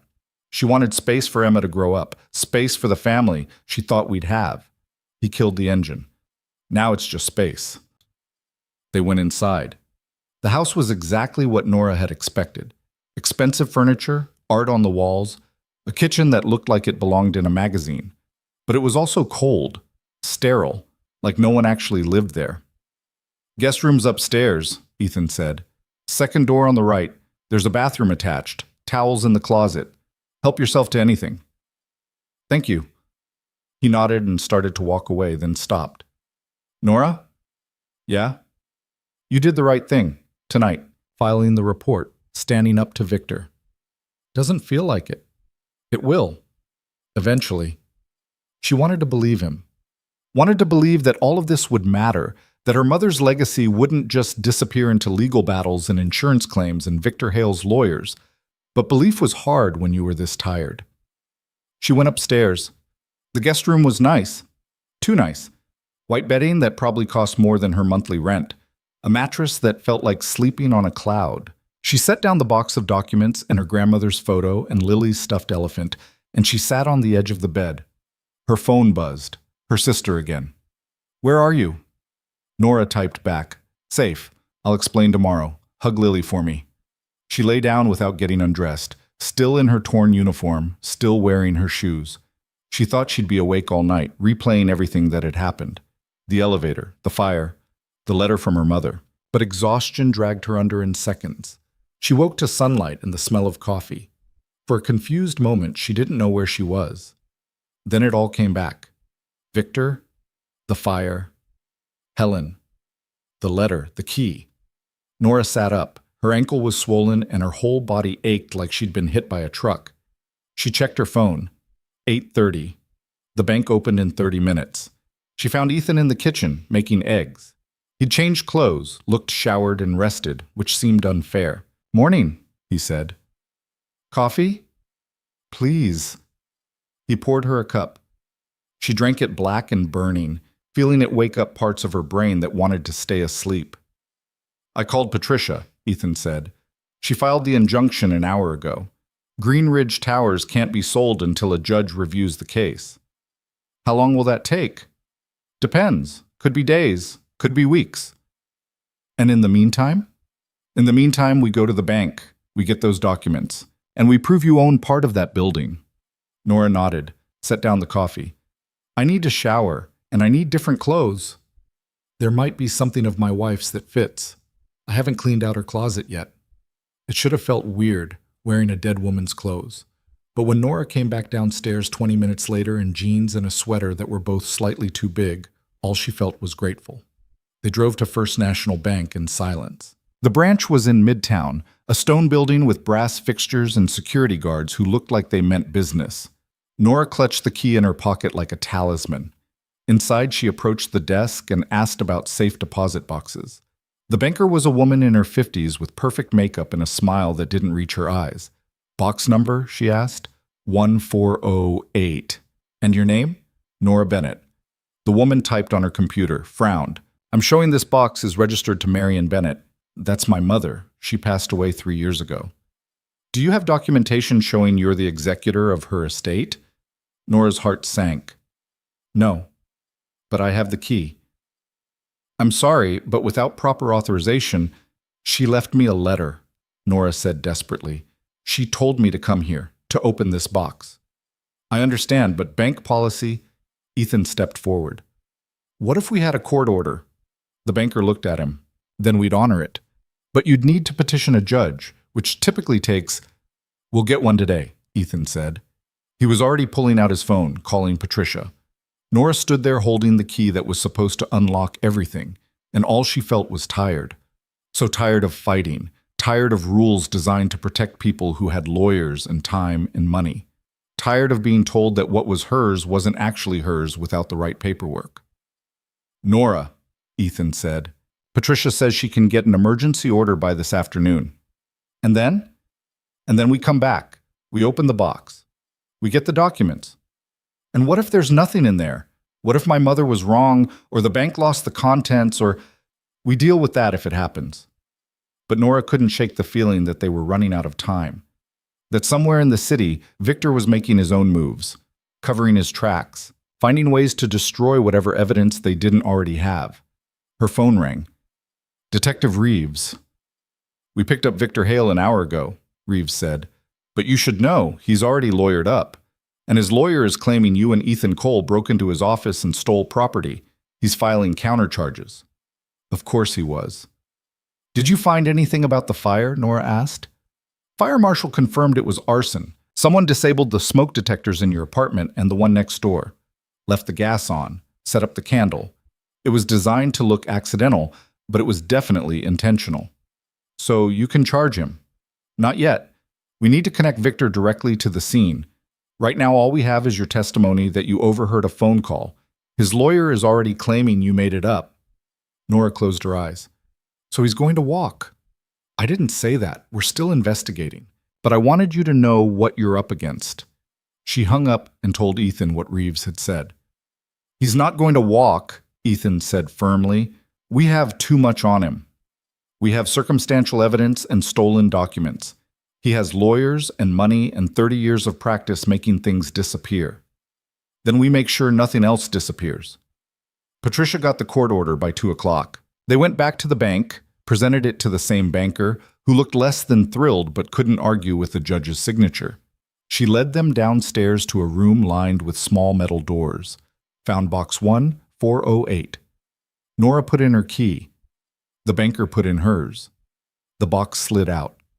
The banker left them alone in a small viewing room with the box on the table between them. "You want me to step out?" Ethan asked. "No, stay." Nora lifted the lid. Inside were documents, thick stacks of them, organized in folders with labels written in her mother's careful handwriting. Original Trust Agreement, 1952. Ownership Certificates. Board Meeting Minutes, 1985 to 1993. Correspondence with Thomas Hale. Evidence of fraud. And at the bottom, a second envelope with Nora's name on it. She opened it with shaking hands. Inside was a single sheet of paper, her mother's handwriting again. "Nora Wassett, if you're reading this, you made it to the bank. I'm so proud of you. These documents prove everything. The trust, the fraud, your ownership. Don't let them tell you that you don't belong. Don't let them take what's yours. You're stronger than I ever was. Finish this. Love, Mom." Nora read it 3 times before she could breathe properly. Then she started going through the documents with Ethan. The trust agreement was exactly what her mother had said. 6 families, equal shares, unanimous consent required for any sale. The ownership certificates showed Marion Bennett had inherited her mother's 1/6 share in 1984. The board meeting minutes showed Thomas Hale had forged multiple documents between 1990 and 1993, creating fake votes and fake approvals. And the evidence of fraud folder contained everything. Photocopies of the forged documents next to the originals. Handwriting analysis showing the signatures didn't match. Letters from Marion to Thomas confronting him about the forgeries. It was all there, everything they needed. "This is it," Ethan said quietly. "This proves your claim." Nora gathered the documents carefully, reverently, like they might dissolve if she handled them wrong. "What do we do now?" "We take these to Patricia, we file your ownership claim, and we make sure Victor Hale never sets foot in Greenridge Towers again." They were halfway to the car when Nora's phone rang. A number she didn't recognize. She answered. "Hello? Is this Nora Bennett?" A man's voice, rough and urgent. "Who is this?" "My name is Marcus Webb. I live in Unit 903 at Greenridge." Nora's stomach dropped. "What's wrong?" "Victor's here. He's in the building with 3 guys I've never seen before. They're going through apartments, breaking things, and I heard him say your name. You need to stay away." "Did you call the police?" "They're on their way. But Nora, these guys aren't just looking for you. They're looking for something. Documents," I heard one of them say. "And they're tearing the place apart to find them." Nora looked at Ethan. "Victor's at Greenridge. He's looking for the documents." "He won't find them. We have everything." "No," Nora said slowly. "We have everything from the safe deposit box. But there are still papers in my apartment, the box I grabbed. If he finds those, he can't use them, not without admitting he broke into your apartment." "He doesn't need to use them. He just needs to destroy them." Ethan's expression hardened. "Then we need to get there first." They ran. The traffic was a nightmare. Every light seemed designed to slow them down. Every cab cutting them off like the universe was conspiring to keep them away from Greenridge Towers. Ethan drove with the kind of controlled aggression that came from too many board meetings and not enough physical outlets, weaving between lanes while Nora gripped the door handle and tried to call Marcus back. He didn't answer. Come on, she muttered, hitting redial, straight to voicemail. "Maybe he's talking to the police," Ethan said. "Or maybe Victor found him." She didn't want to think about that. Didn't want to imagine Marcus Webb, a 60-year-old retired teacher who'd lived in 903 since before Nora was born, facing down Victor and whatever muscle he'd brought with him. They were still 10 blocks away when Nora saw the smoke. Not thick black smoke like last night. Just a gray haze rising above the buildings, visible against the afternoon sky. Her chest constricted. "He's burning it," she said. "He's burning the whole building." Ethan pressed harder on the gas. They screeched to a stop in front of Greenridge Towers 3 minutes later. The scene was chaos. Fire trucks were already there, firefighters unrolling hoses. Residents stood on the sidewalk again, some of them still in the same pajamas as last night, looking shell-shocked. Smoke poured from windows on multiple floors. Nora jumped out before the car fully stopped. "Ma'am, you can't go in there," a firefighter shouted at her. "I live here, 14th floor."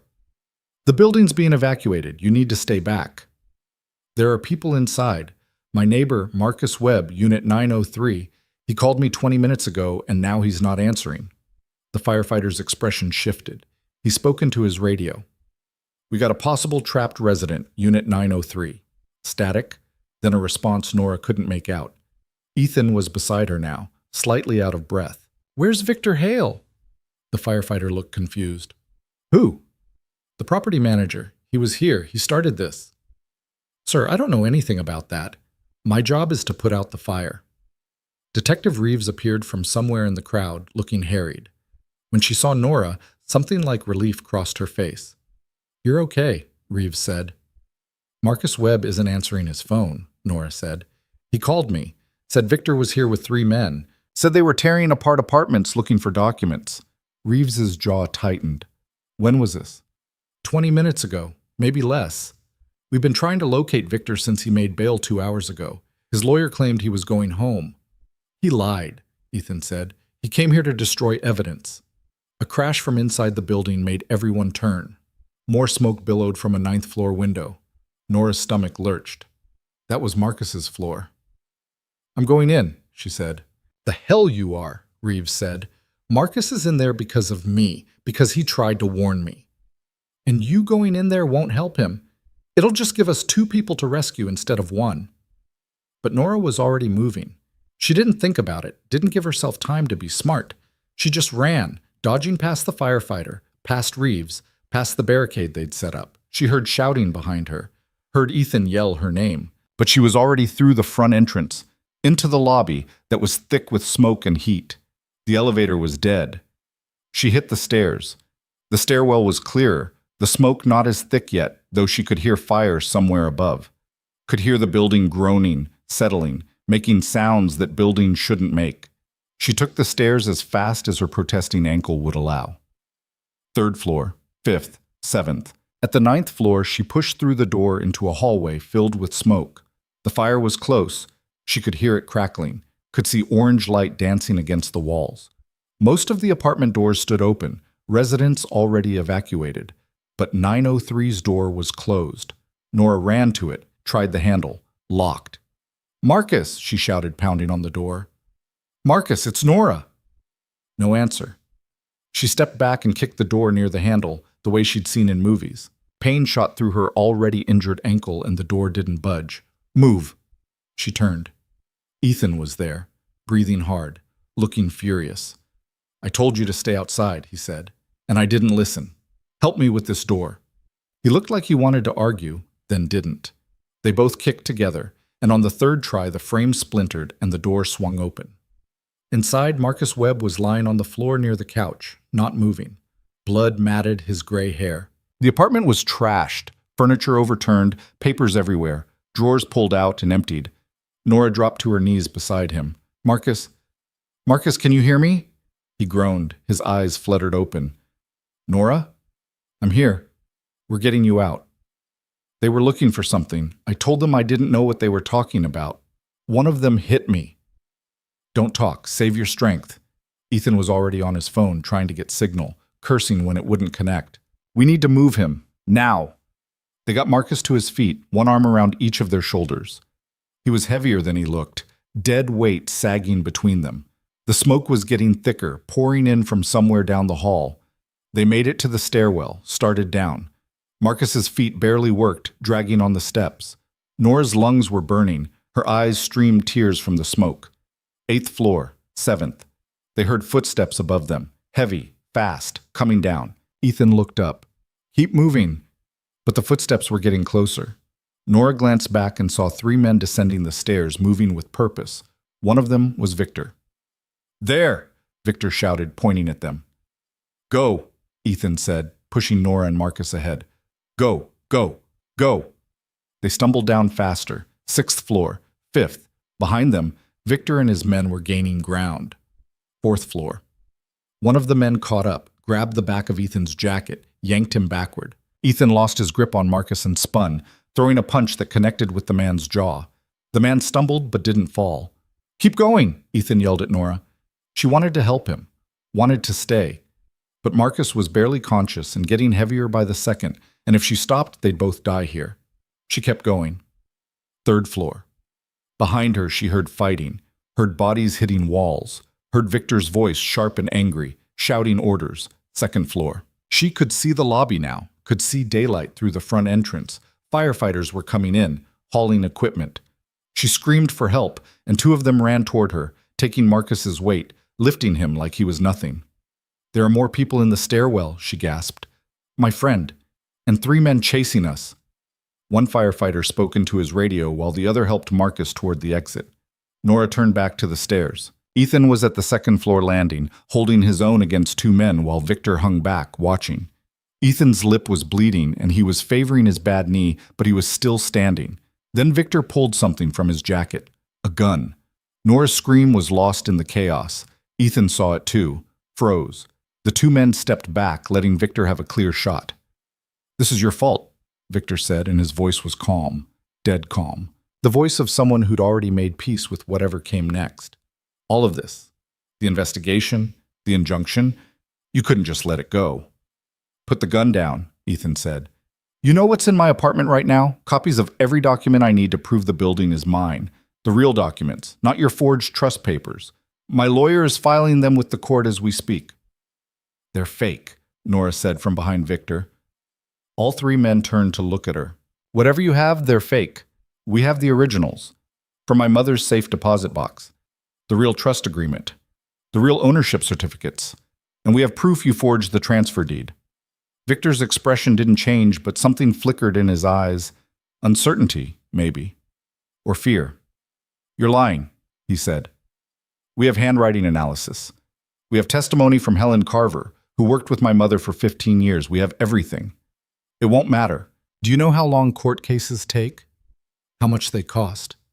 By the time you prove anything, I'll have sold this building 3 times over and disappeared with the money." "You can't sell it," Ethan said. "There's an injunction. The sale is frozen. Injunctions can be overturned, especially when the person who filed it is dead." He raised the gun. A voice shouted from below. "Drop the weapon! Police!" Detective Reeves was in the lobby, her own gun drawn, pointed up the stairs. Behind her were 3 uniformed officers, all armed. Victor looked down at them, looked at Nora, looked at Ethan.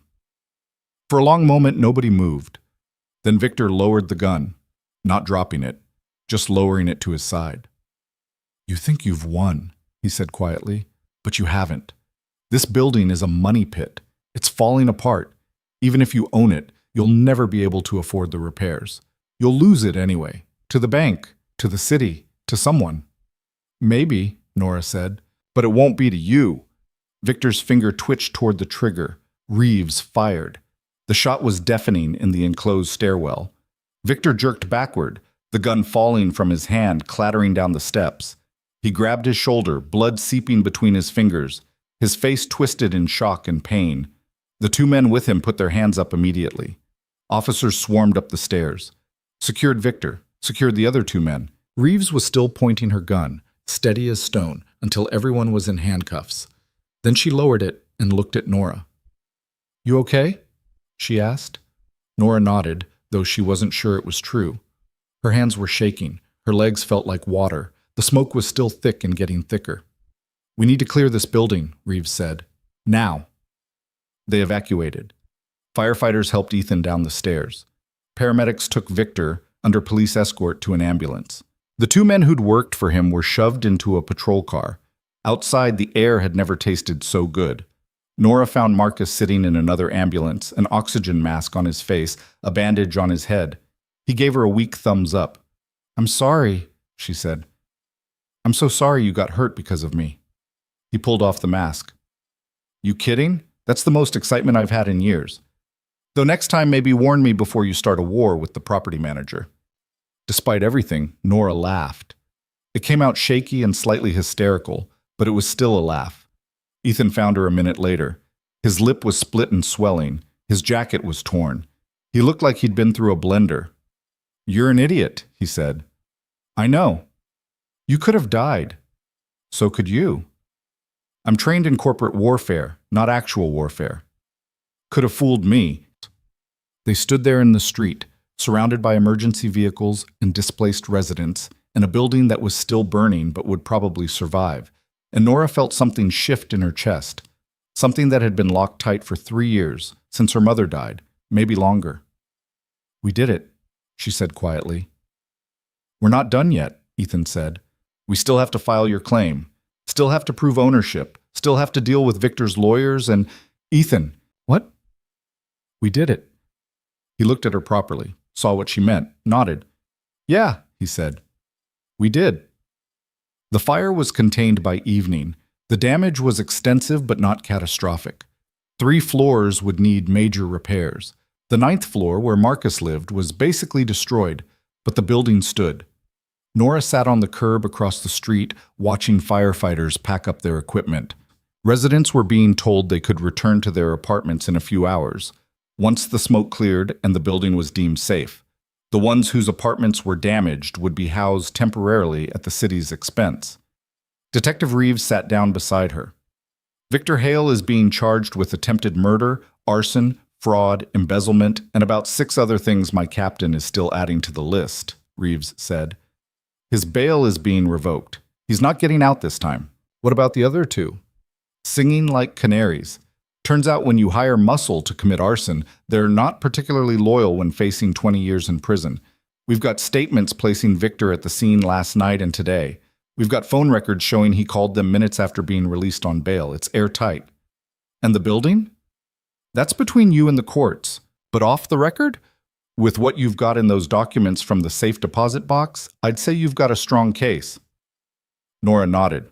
Didn't say anything. Reeves stood up. For what it's worth, your mother would be proud. That broke something loose. Nora felt tears on her face before she realized she was crying. Reeves squeezed her shoulder once, then walked away. Ethan appeared with 2 coffees from somewhere, handed her one, sat down. Patricia filed your ownership claim an hour ago, he said. She's also filing criminal complaints on behalf of the other shareholders from the original trust. Turns out 2 of them are still alive, and they're very interested in getting their money back from the Hale family. How much money are we talking about? Based on the fraudulent invoices, somewhere north of $3 million, plus interest, plus damages. Nora choked on her coffee. $3 million? That's conservative. Could be more once forensic accountants finish going through the books. That's insane. That's fraud. Sustained over 30 years. Nora stared at the building. Her building. The building her grandmother had bought into in 1952. The building her mother had fought for and lost. The building that had nearly killed her twice in 2 days. What happens now? She asked. Now we wait for a judge to review the case. Could take weeks, but Patricia thinks we'll get a favorable ruling. The evidence is pretty overwhelming. And then? And then you become the largest single shareholder of Greenridge Towers. You'll have a say in how it's managed, who runs it, what happens to it. I don't know how to manage a building. Neither did Victor, and look how that turned out. Fair point. They sat in silence for a while. The sun was setting, painting the sky in shades of orange and pink. The kind of sunset that belonged in a painting, not in a city that smelled like smoke and looked like a war zone. What are you going to do? Ethan asked. If you win, if the building is really yours. Nora had thought about this, had thought about it in the moments between running for her life and filing police reports, had thought about it while watching her home burn. I'm going to fix it, she said, the right way, not with fake invoices and contractors who don't show up. I'm going to actually repair the roof and replace the boiler and fix the plumbing. I'm going to make it safe. That'll be expensive. I know. You might need investors. I know that too. Ethan smiled just a little. I might know someone who invests in buildings. Yeah? He any good? Depends on who you ask, but he's got capital, and he's recently discovered he cares about doing things the right way. Nora looked at him, at this billionaire who'd been trapped in an elevator with her 3 days ago and could have walked away at any point but hadn't. Who'd broken into an office and climbed down a fire escape and fought 3 men in a burning stairwell because he'd decided her fight was his fight too. I don't want charity, she said. Good, because I don't do charity. I do investments, and I think Greenridge Towers, properly managed, could be a good one. Even if it means affordable housing? Even if it means keeping rents low enough that people like me can actually live there? Especially then, Nora held out her hand. Partners? Ethan shook it. Partners.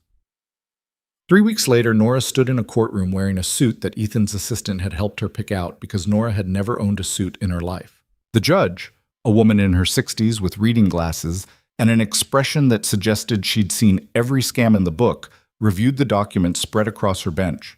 The original trust agreement, the ownership certificates, the proof of forgery, all of it. Victor's lawyer, an expensive-looking man in an even more expensive suit, had argued for an hour that the documents were fake, that the trust was invalid, that Nora had no standing to file a claim. Patricia, who turned out to be terrifying in a courtroom, had systematically destroyed every argument with the kind of precision that came from 20 years of practice and no patience for liars. Now the judge was reading, her expression unreadable. The courtroom was mostly empty. Just Nora and Ethan and Patricia on one side, Victor's lawyer on the other. Victor himself was absent, still in custody awaiting trial on the criminal charges. The judge looked up. "I've reviewed all the evidence," she said, "and I'm prepared to issue a ruling." Nora's heart stopped.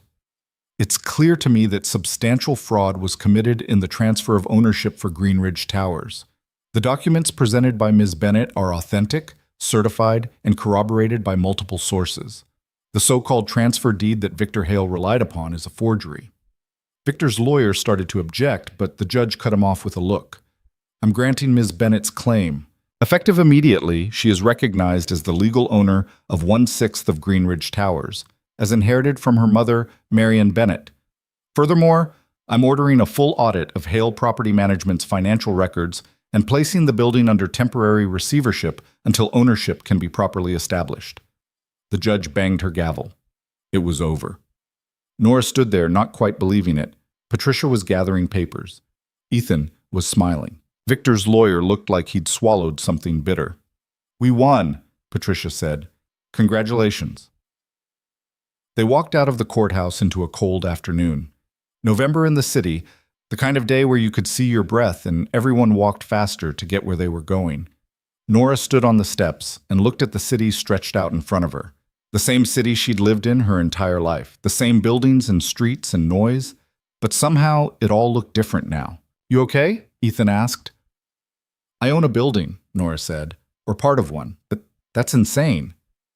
"You own part of a building that needs about $2 million in repairs." Way to kill the mood. Just being realistic.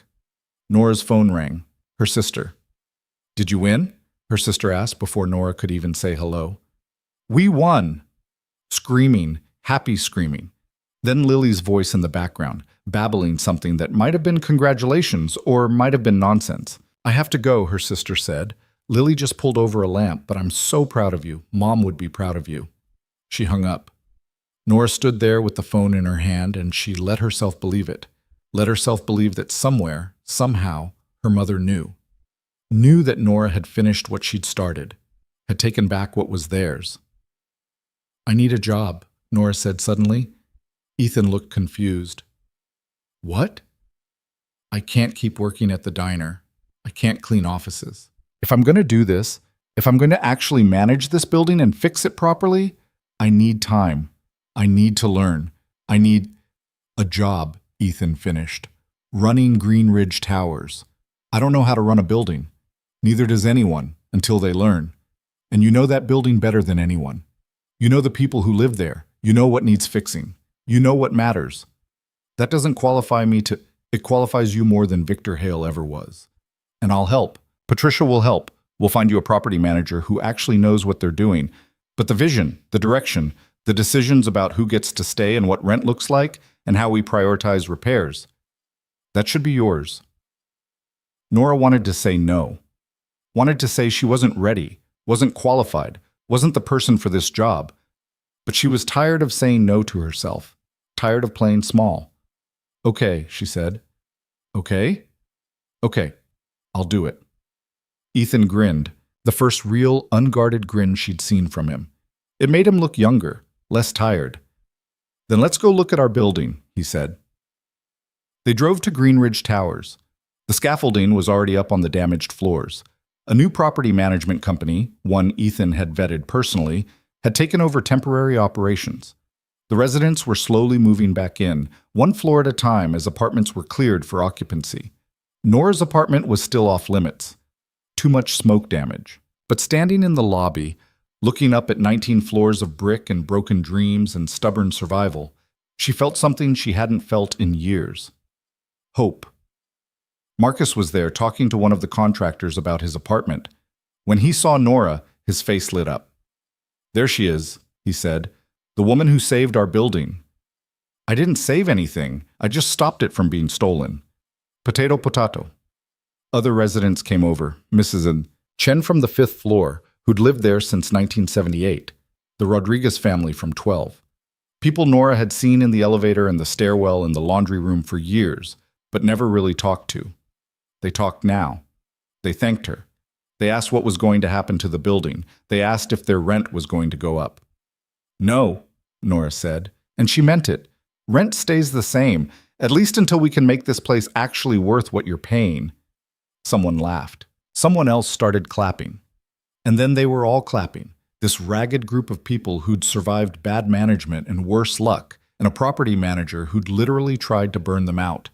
Nora felt tears on her face again. She was getting real tired of crying.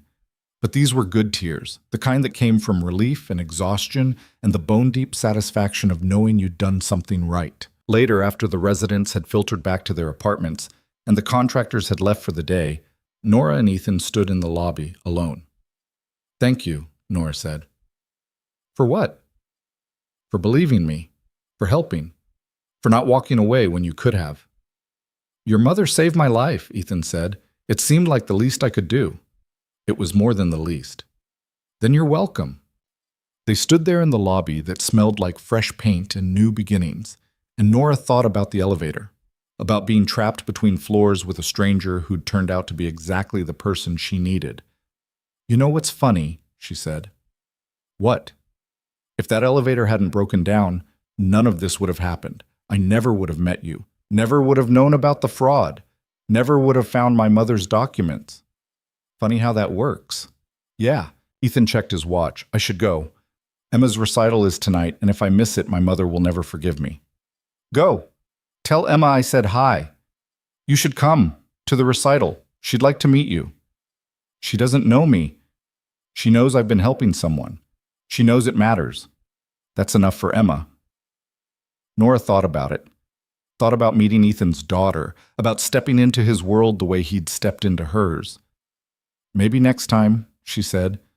"I'll hold you to that." He left, and Nora stayed. Walked through the lobby, up the stairs, the elevator was still being repaired, to the 14th floor. To her apartment. The door was marked with yellow caution tape. She ducked under it and went inside. The smoke damage was worse than she'd thought. The walls would need repainting. The floors would need refinishing. Half her furniture would need replacing. But it was still her apartment, still her home. She walked to the bedroom, to the closet where she'd kept the box of her mother's papers. The box was gone, obviously. Evidence now. But she could still see the space where it had been, the dust outline on the closet floor. Her phone buzzed. A text from Ethan. "Patricia just sent over the receivership paperwork. You'll be officially managing Greenridge Towers by end of week. Congrats, boss." Nora smiled. Boss. She liked the sound of that. 6 months later, on a warm spring morning, Nora stood on the roof of Greenridge Towers and watched contractors install the last section of new roofing. Below her, the city stretched out in every direction, millions of lives intersecting and colliding and moving forward. The building was different now.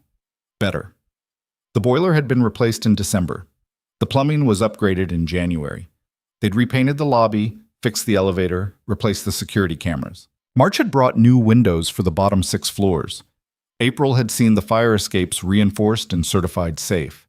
It had cost every penny of the settlement money from Victor's criminal case, plus a loan from Ethan's company that Nora was determined to pay back with interest. But it was worth it. Greenridge Towers was no longer a building people apologized for living in. It was becoming a place people chose, a place that was safe and clean and actually maintained. Rent hadn't increased. Nora had made sure of that, had fought with Ethan about it more than once, but he'd eventually agreed that keeping the building affordable was more important than maximizing profits. Turns out, he'd said, there's more than one way to measure success. Nora's phone rang. She answered without looking, expecting Patricia or one of the contractors. Nora Bennett? A woman's voice. Professional. Speaking. This is Jennifer Walsh from the Mayor's Office of Housing Development. We've been following what you've done with Green Ridge Towers, and we're impressed. The mayor would like to meet with you about a potential partnership. We're looking for models of affordable housing preservation, and your building is exactly the kind of success story we want to replicate. Nora almost laughed. 6 months ago, she'd been a waitress who could barely pay rent. Now the mayor's office was calling her a success story. I'd be happy to meet, she said. They set a date for the following week. Nora hung up and stared at her phone. A text came through. Ethan. Lunch? Emma wants to meet you. I've run out of excuses. Nora had been putting off meeting Emma for months, partly because she was busy, partly because meeting someone's kid felt significant in a way she wasn't sure she was ready for. But she was tired of saying no to things that scared her. Okay? She texted back. Where? Lou's Diner. Emma wants to see where you used to work. Of course she did. Nora arrived at Lou's 20 minutes early out of habit, even though she hadn't worked there in 4 months. Lou was behind the counter, looking exactly the same, except now when he saw her, he smiled. Heard you're running that whole building now, he said. Part of it. Still counts. You want coffee? Always. He poured her a cup and she sat at the counter where she'd poured coffee for 1,000 other people over the years. The diner looked smaller now, or maybe she'd just gotten bigger. Ethan arrived with Emma right on time. His daughter was 6, small for her age, with dark hair and pigtails and her father's serious eyes. She wore a dress covered in dinosaurs and sneakers that lit up when she walked. You're Nora, Emma said, not shy at all. I am. You're Emma. Dad says you saved your building. I had a lot of help. He says you're brave. Nora glanced at Ethan, who looked slightly embarrassed. I don't know about brave, Nora said. Stubborn, maybe. What's the difference? Good question. I'm still figuring that out. Emma climbed onto the stool next to Nora and ordered pancakes with extra syrup. Ethan ordered eggs. Nora got toast she didn't need just to have something to do with her hands. They talked. About Emma's school. About the building. About the recital Nora had missed, which Emma described in exhaustive detail, including who messed up and who cried and who threw up backstage. I didn't throw up, Emma said proudly. I almost did, but I didn't. That's very impressive, Nora said, and meant it. After lunch, they walked. Emma wanted to see Green Ridge Towers, wanted to see what Nora had been working on. So they went, the 3 of them, and Nora gave Emma a tour of the lobby and showed her the new elevator and explained how the old one had broken down and trapped her and Ethan together. Is that when you became friends? Emma asked. Nora looked at Ethan. He looked back. Yeah, Nora said. I guess it is. Emma seemed satisfied with that answer. She ran ahead to look at the bulletin board, now covered with community notices and photos of residents instead of angry notes about Victor. She likes you, Ethan said quietly. I like her too. That's good, because I was thinking if you're not too busy saving buildings and meeting with mayors, maybe you'd want to have dinner sometime. The 3 of us. Like a date? Like dinner, with my daughter, who will ask approximately 800 questions and probably spill something. Nora smiled. That sounds perfect. They had dinner the following Saturday, and the Saturday after that. And somewhere between the 3rd dinner and the 4th, it stopped being about Emma and started being about all 3 of them. About building something new from the wreckage of what they'd lost. It wasn't smooth. Nora still had nightmares about the fire. Ethan still had days where he could barely function under the weight of missing his wife. Emma still asked questions about her mother that Ethan couldn't always answer. But they figured it out, together. A year after the elevator broke down, Nora stood in the lobby of Green Ridge Towers and watched movers carry furniture into Unit 1407, her apartment. Finally repaired. Finally ready. She'd kept everything she could from before. Her grandmother's photos, her mother's letters, the trust documents that had changed everything. But she'd added new things too. A couch that didn't sag. A kitchen table big enough for three. A second bedroom that Emma had already claimed for sleepovers. Ethan helped carry boxes. Emma directed traffic like a tiny general, and Nora stood in the middle of it all and felt something she hadn't felt since before her mother died. Home. Not because of the apartment or the building or the neighborhood, but because of the people. Because of the community they were building together. Because of the second chance she'd been given when that elevator stopped between floors, and she'd met a stranger who'd become something more. Marcus appeared in the doorway, recovered from his injuries, moved into a renovated unit on the 8th floor. "Housewarming gift," he said, holding up a plant. "It's hard to kill. I checked." "Thank you," Nora said, taking it. "No, thank you. For not giving up on this place. For fighting when it would have been easier to walk away." Other residents stopped by throughout the day. Mrs. Chen brought dumplings. The Rodriguez family brought flowers. People Nora had lived next to for years but never really known until crisis had forced them together. That night, after everyone left and Emma was asleep in the second bedroom and Ethan was doing dishes in the kitchen, Nora stood at her window and looked out at the city. Somewhere out there, Victor Hale was in prison, serving 15 years for arson and fraud and attempted murder. His lawyers had tried every appeal and lost every one. Somewhere out there, other buildings were falling apart. Other families were being pushed out. Other people were fighting the same fight Nora had fought. But here, in this building, on this block, things were different. Better. Not perfect. Not easy.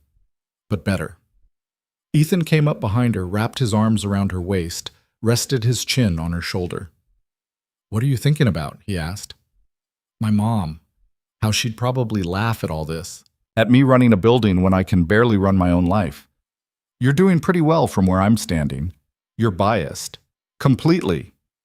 They stood there in the window, watching the city lights flicker on as darkness fell, watching their reflection in the glass. Two people who'd been broken in different ways, pieced back together by circumstance and stubbornness, and something that might have been luck or might have been fate. Nora didn't believe in fate, didn't believe things happened for a reason or that the universe had a plan.